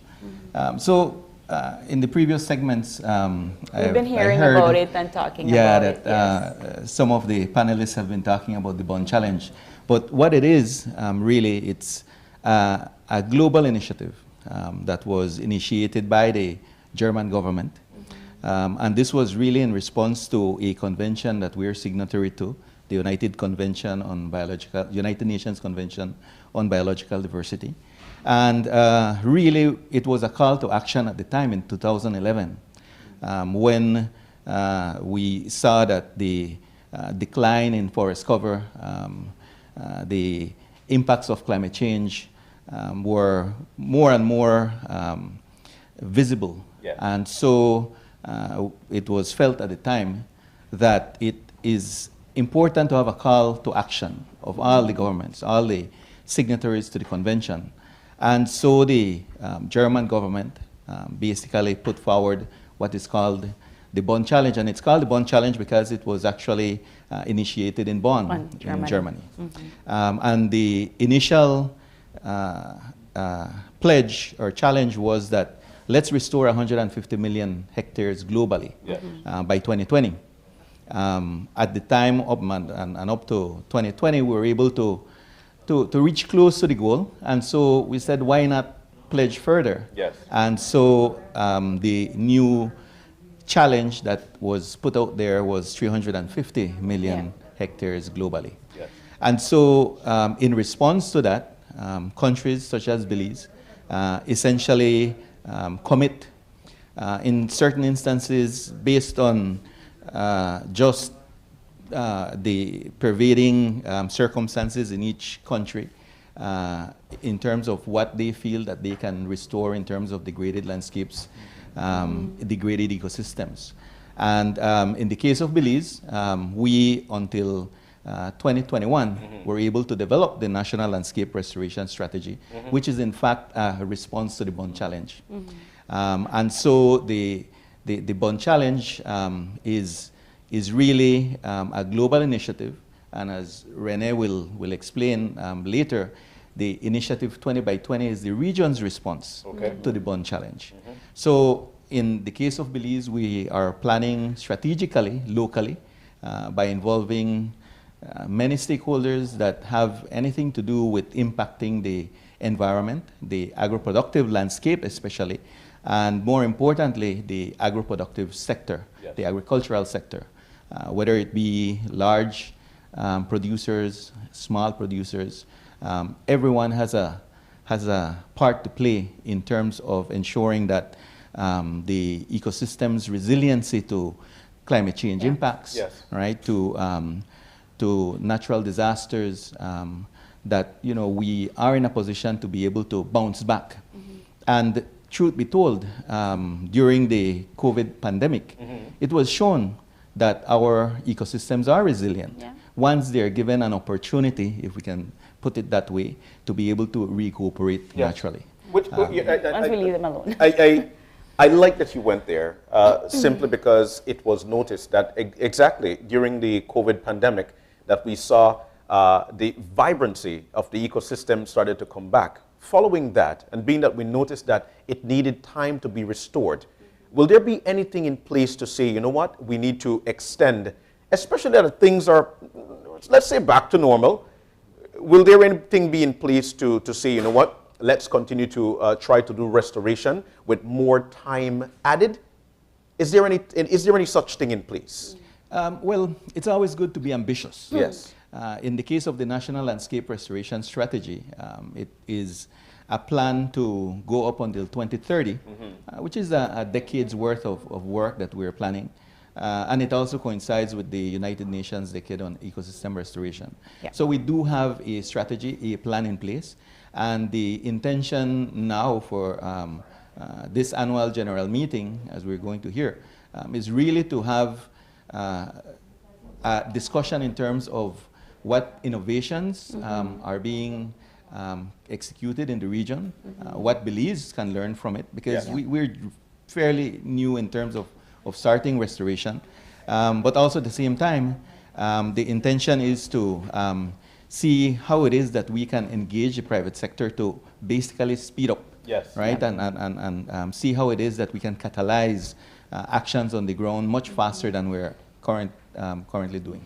We had the latest from the Forest Department on just before you gentlemen, and they're talking about launching their strategy today. Given the initiative of the 2020, well, 20 by 20 initiative, sorry, it is to basically help to restore and to ensure that this progress is made. What are you looking at particularly for these strategies that are going to be launched today? What is it that the 20 by 20 initiative is looking for? Thanks for having me here. So 20 by 20 is basically the Latin American initiative that came from the Bond Challenge, as Wilbur was saying. Yeah. And it's to countries in Latin America decided, we need to have a Latin America initiative. And from 20 by 20, then there is another one in Africa that is called FR100. And 20 by 20 came because the idea at the beginning, as Wilbur was saying, was restoring 20 million hectares by 2020. And now the ambition was raised at COP25 in Madrid, where now it's 50 million to 2030. How we can do that is challenging. Restoration, as you said, it takes time and it's a process. Basically, restoration is not the end. We want to reach an end, which is, having more water, more resources for the people, more safe habitat for species, birds. Yeah. But restoration is the process to get to those points, to those targets that we want. And to do that, we need investments from the public and from the private sector. From the public sector, we need incentives from the private sector to provide. And from the private sector, we need to create impact, not just financial return, but also environmental and social return. So that's what we are. And we are here in this meeting today to bring together all the organizations that are working, investors, impact investors, companies, to see, what we can do to support Belize and also other countries in the region. How is this possible with the onset of climate change? It's challenging because we have every season, every rainy season, we have more and more problems. But at the same time, we need to adapt. No, so part of restoration is not just adding more trees to the landscape, but also how we can put those trees in areas that really avoid landslides, for example, or mitigate flooding for people. So we need to. Restoration is a mean to adapt to those challenges that you see. Yeah. Okay. And then we also have with us Colin Young, Executive Director of 5Cs. Let's talk about your part in these meetings. Good morning, listeners, viewers. It's a pleasure to be here. The 5Cs is, in this instance, is assisting the government of Belize and WRI in providing support to the conference that is being held. As well as, the 5Cs, we coordinate the region's response to climate change. And one of the roles we play is helping countries to find financing to be able to implement climate resilience measures, including, in this case, restoration of landscapes. Yes. The whole idea is that you have a landscape, you think of a pasture or a degraded landscape that it used to be forest and now it's not. Yeah. And it's sitting there. And if it's in an area that we believe can add some benefits like biodiversity, like watershed management. The government then wants to restore that to some type of forest.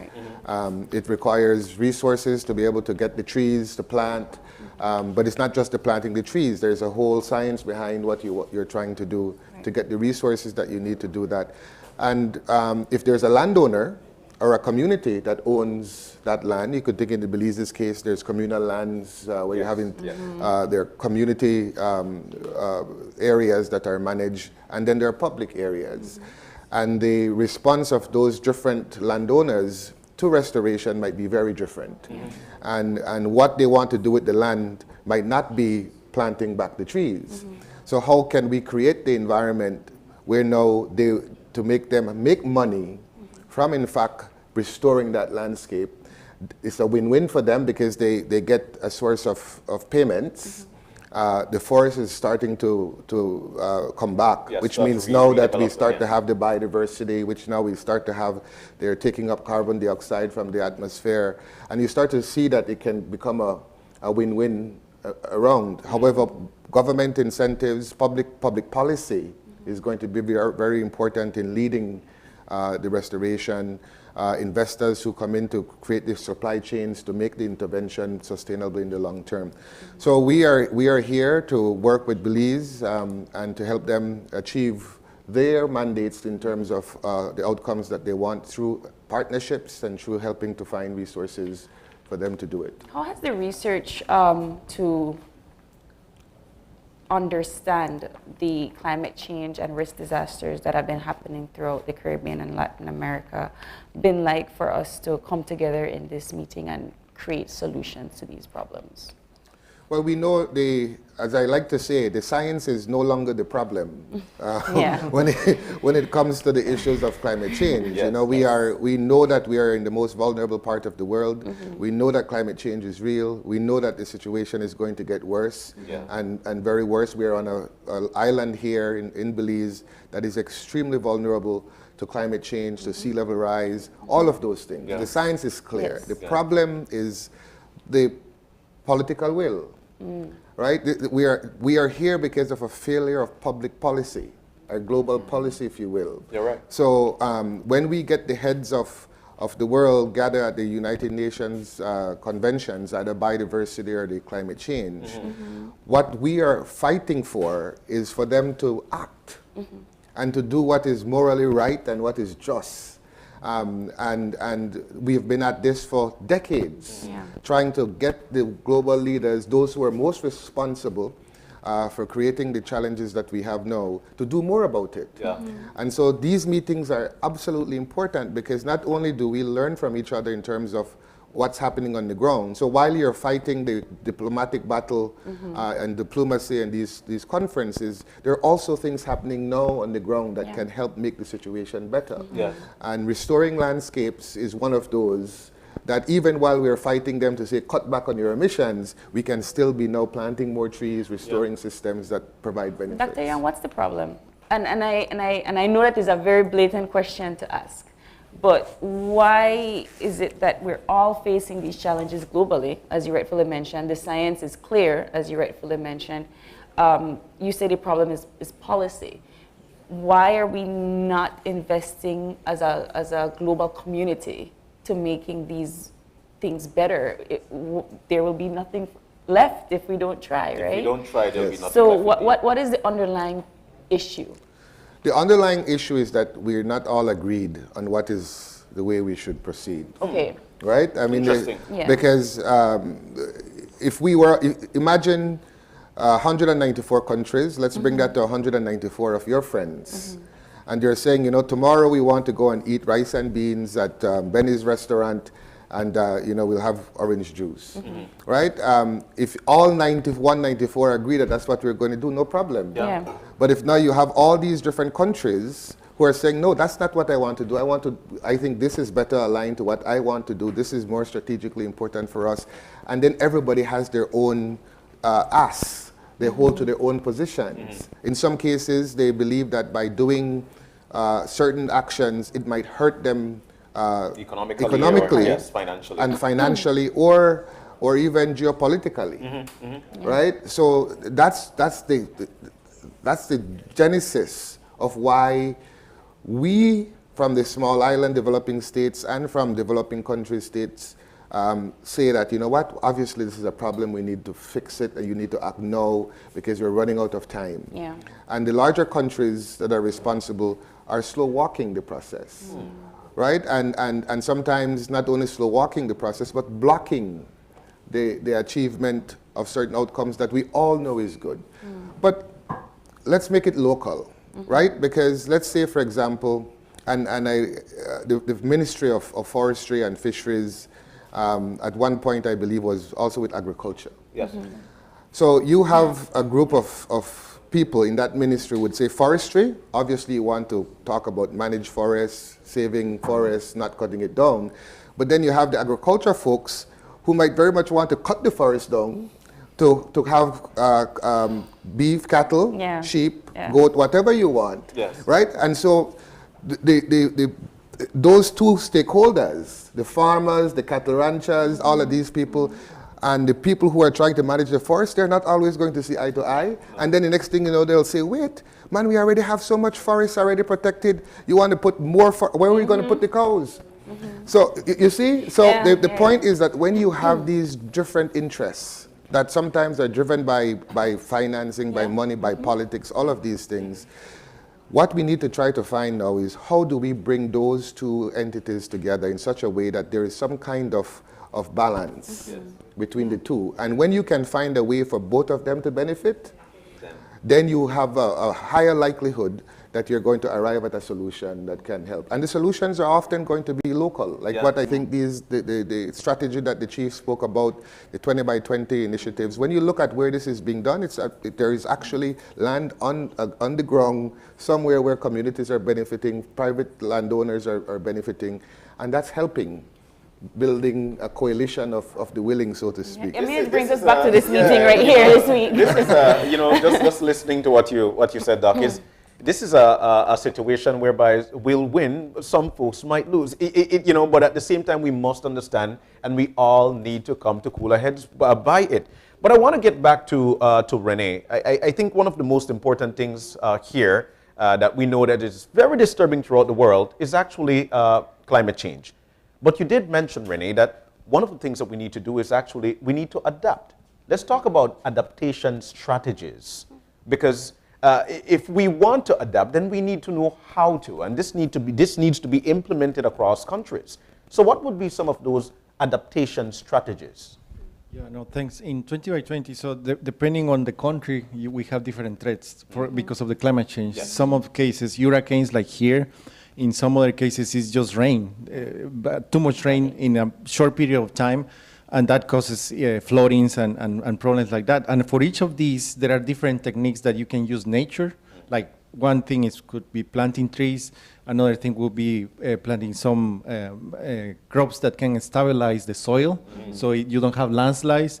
So there are different strategies, and depending on the threat or the kind of vulnerability that we are addressing, we have a variety of things that the countries are using right now for mitigating the effects. The problem, as you say, and as we are all discussing here, is carbon dioxide is the one causing the global warming. And that's mainly produced by developed countries, US, Europe, China.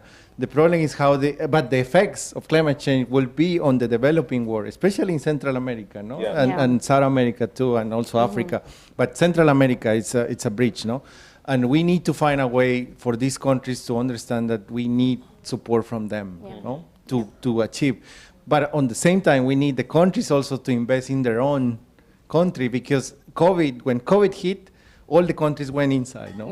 Yeah, the US was dealing with the American people, Europeans were dealing with European people, and we were alone. We were just alone. So if we don't invest in our country as a country, then we are basically lost, no? And are we unified? Because I feel that's what we need to do. We need to unify voices, especially as developing countries, and then eventually try to bestow that on these countries that are developed, that are causing these emissions. So are we unified as a people? In Central America, Caribbean, do we see unification here?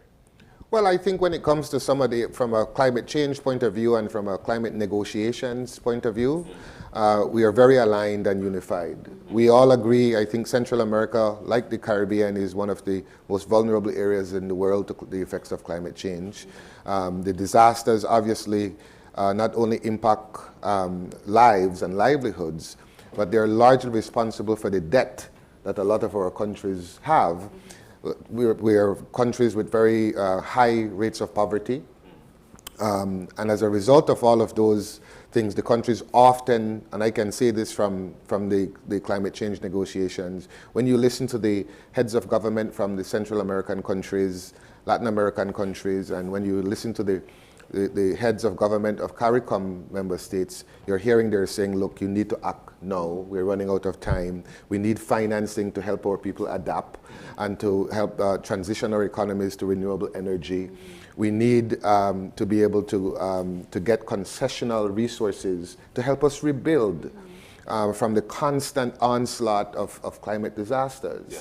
So those things were absolutely aligned. When it comes to the forests and the benefits that forests provide, both to people and communities, as well as to the world because of its mitigation services that forests provide, again, you will find the unification. However, all of this comes back to the fact that governments have to provide services to their people. The services that they provide is different based on where people are and what resources are there. And in some cases, governments will say, if that forest contains resources that I can use now to help people with jobs and provide critical services, then I may very well want to take those resources out. And then you might have people saying, well, but if the forest is worth more standing, so let's try to work on keeping the forest there. And so the question then is, how can we make that work so that the benefits of keeping the forest does not mean that the persons who wanted to take the stuff out of it is not worse off? Yeah. What you see the unification is in principle, it works very well, but at the end of the day, on the ground, there are stakeholders with different interests. And you have to try to manage and balance those interests in a way that everybody wins. But it brings us back to the bond challenge, right? 61 countries have committed to doing this, right? How are we as different stakeholders, particularly Belize and small developing states, are managing and also holding other countries accountable to making their pledges? Well, when we speak restoration, it cannot be, as Dr. Young said, zero-sum game. Right. You must have a situation where we have win-win, especially with the two sectors that do conservation and management and the productive sector. How do we have that intersectoral dialogue? Once, obviously, we've laid out the policy environment, to have that discussion in terms of how do we create that proverbial balance between having to ensure food security, but also being able to provide the ecosystem services, your clean water, your clean air, you know, all of the things that we in Belize, for instance, take for granted. Yeah. So what the landscape restoration strategy from our end is saying, let's look at restoration as a land management tool. We aren't talking about locking off areas of land and putting it for conservation or protected area status. Yeah. How do we create that that link between ensuring soil conservation, water security, watershed management, and as well increasing productivity in these areas that are under production, but also at the same time ensuring that, you know, our precious jaguar, for instance, is able to traverse the agro-productive landscape from one point to the next. How the birds and the bees can, you know, continue to provide their pollination services and us create that habitat, that environment for them to be able to persist. And so the landscape restoration strategy is our blueprint as a responsible country, as a party to all these different conventions, to be able to deliver. And so we are not the only country that has developed its strategy. The strategies are a response to the bond challenge and our own local challenges that we know we need to meet. So from our end, we have the blueprint. Now the next critical step is seeing how we can have the local investment, external private investment? How do we capitalize on the natural capital that's there? So these are the different innovations that we expect from the discussions that we will have today and tomorrow to have us learn. Why reinvent the wheel? So that is the platform, that is the dialogue that we want to continue, because the annual general meetings of Initiative 20 by 20, they've been ongoing every year. But for us, it is a very good platform for us to show what it is that we are doing, what we plan to do, and how it is that we can engage. What are we hoping to achieve at the end of this week? First of all, the launch of the National Landscape Restoration Strategy. It's been literally a labor of love. COVID threw a very, very major hiccup in our plans. And really it is to see that the strategy and through our consultations with the various stakeholders, including the productive sector, that we can actually move to restore 130,000 hectares within the next 10 years. And if we can have at least one private sector investor approaching us, that they're willing to invest in our strategy, in our plans, that would be a good achievement for us. And throwing in that same question to you, Renee, what's the hope coming out of this week-long meeting? So we have a technical component on the meeting, so we will cover different topics from carbon markets, policy, NDCs, which is the commitments we have for the Paris Agreement on climate change. And what we are hoping is that technical partners can agree on how we can better support, unify each of the countries in the region. Because we have many organizations. My organization is the World Resources Institute, is supporting some of the countries, but then there is IUCN, there is TNC. There are many organizations that have a lot of areas that they can support, but instead of competing between each other, what we are looking here in this meeting is that we agree on if Belize needs more investments, how we can, the three organizations, encourage those investments, for example. That's what we are hoping here, because we are in a race, no? And we need to maximize resources and minimize costs, and that's what we are hoping, reaching agreements with the organizations like 5Cs too.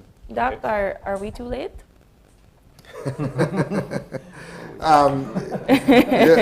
Is that a loaded question? Yeah, well, are we too late?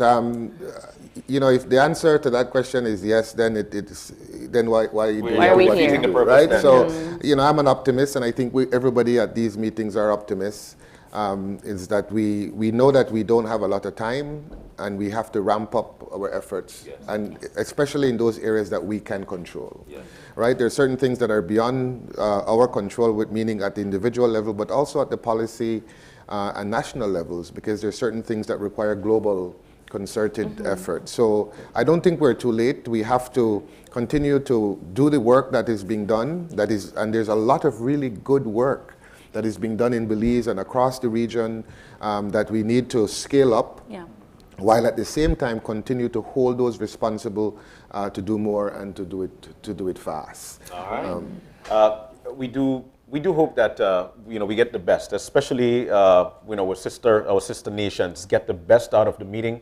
Continue to unify voices so that the bigger countries or larger countries could understand exactly where we're coming from, and then we move to a level playing field. Guys, we want to thank you for joining us this morning. Very fruitful conversation, and here's to wishing you all the very best. Thank you all. Thank you very much. And John, with that, we're taking our final break. We'll be back for wrap-up. Stay tuned.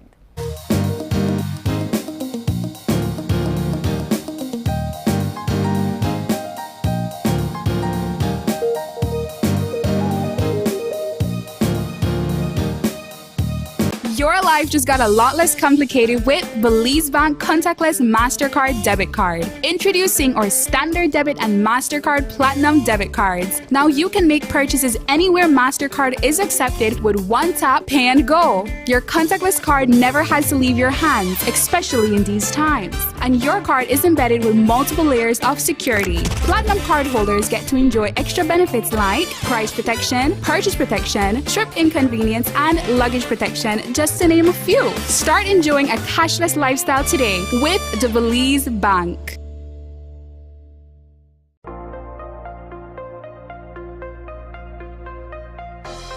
Welcome to Design Depot. All in one place. Shop brands you know and trust, like Kohler. Welcome, GE Appliances. Welcome. Oran Windows. Welcome. Tiles from around the world.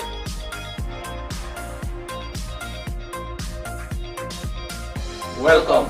Sherwin-Williams Paint and Coating.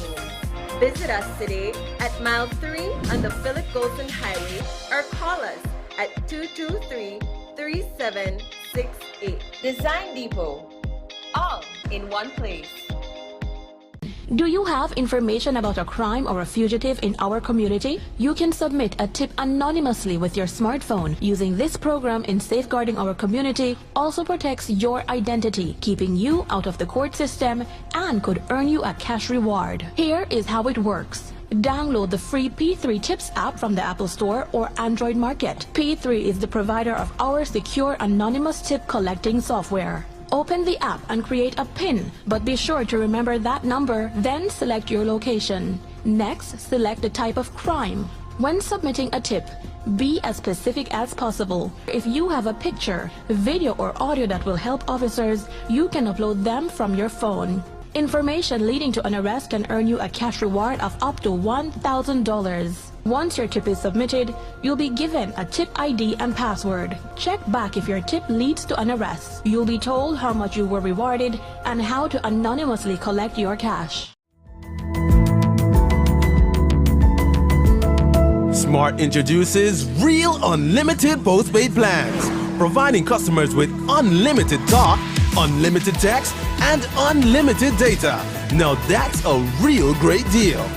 With Smart Plus, Share 1 and 2, and Enterprise 1 and 2 plans, you can talk as much as you want, text as much as you want, and for the first time ever in Belize, you can enjoy unlimited data with your postpaid plan. So come in and sign up for an unlimited postpaid plan and enjoy limitless possibilities. In addition, other plans such as the Flex Junior, Choice, and Select have been boosted with a lot more talk, text, and data, providing you with the best value for your budget. Be unlimited with Smart. It's time to power your dollar with Smart. What did you mean earlier about climate change, Mom? Well, when I was your age, I remember beautiful coral reefs and healthy beaches. The summers weren't as hot as they are right now, and the rainy season meant that it only rained when it was supposed to. And then what happened? The weather just started to change, and storms got worse. Coral reefs started to die because the ocean was getting too warm, and crops started to die because there was not much rain. You know, we realized as adults that we were doing something that was causing this. What were you all doing? Same thing we're doing now. Not using clean, renewable energy, chopping down too many trees, and even polluting the air with gases such as the gases emitted from our cars when we drive around. We need some help before it's too late, Mom. We can't let it get worse. What can I do? We can raise our voices. With 35 million dreams, aspirations, and futures at risk in CARI Forum, we need your voice in our story against climate change. Acknowledge, commit, act. This message is brought to you by the Caribbean Community Climate Change Center under the Intra-ACP Global Climate Change Alliance Plus program and is funded by the European Union.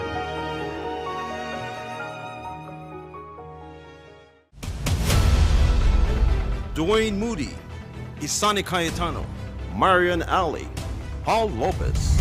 Your News 5 Belize teams do whatever it takes, go wherever they need to go, so you can catch the story wherever you are, whenever you want, on whatever device. Channel 5 Belize on television, Facebook, Instagram, and YouTube, because news is now everywhere, all the time, and so are we.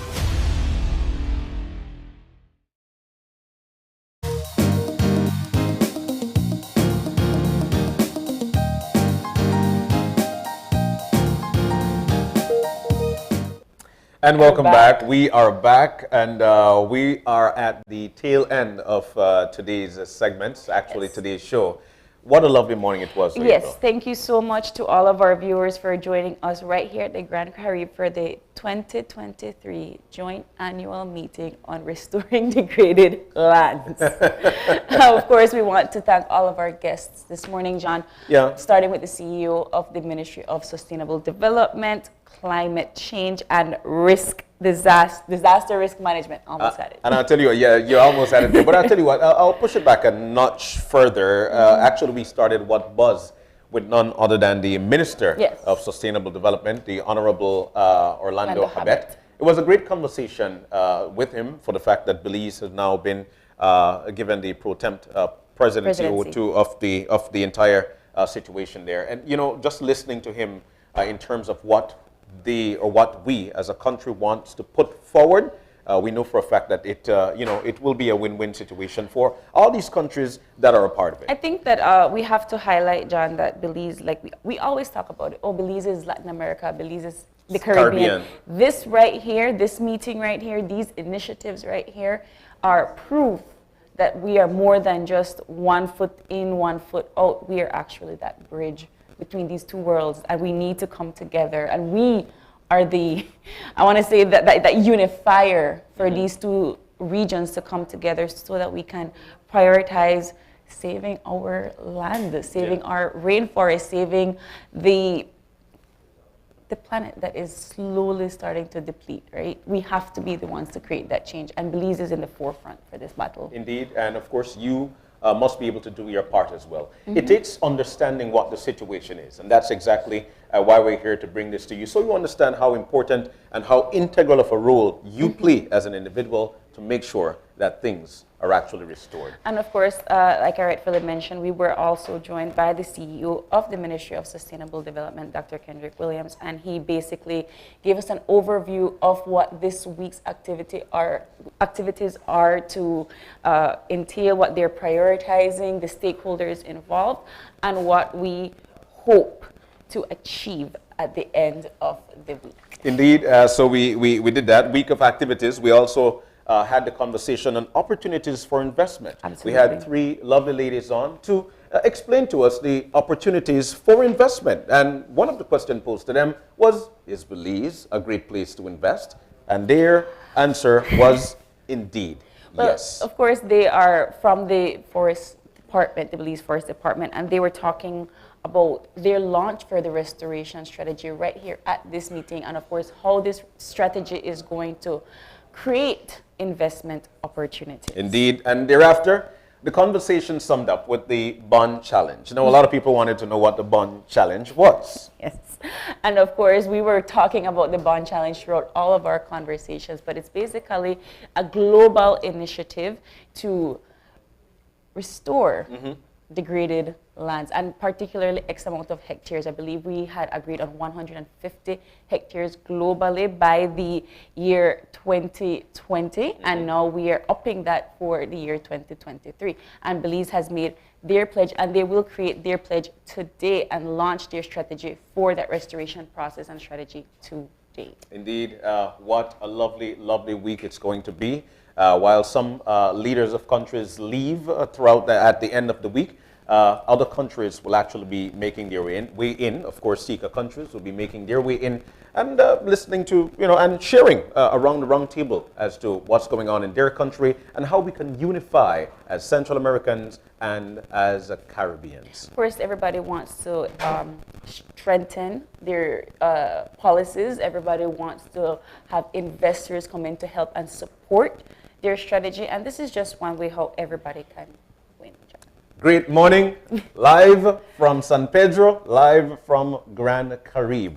But we also want to say a big, big, big thank you to the Ministry of Sustainable Development, Climate Change, and Disaster Risk Management. You guys are doing an excellent job in showcasing Belize to the world. Thank you so, so, so very much. Of course, we want to thank them for inviting OIE to come right here. Thank you for inviting us. And hosting. I'll tell you what, we hope we could be back again. And Channel 5. So we want to thank them so much for giving us this opportunity for attending All right. the annual meeting.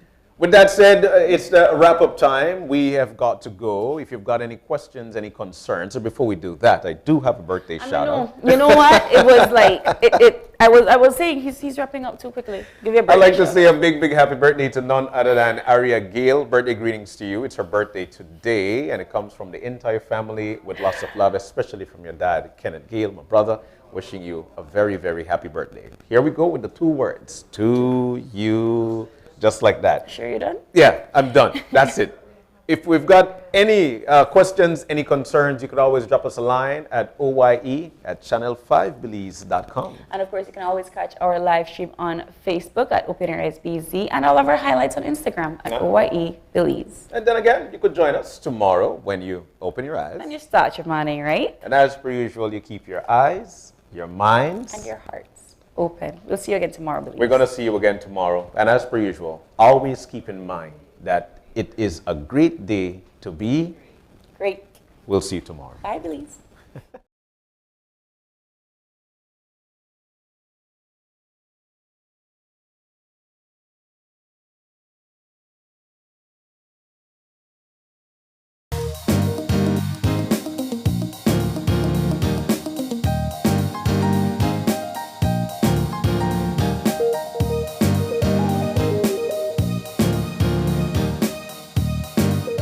Open Your Eyes was brought to you by the Belize Bank, our country, your bank.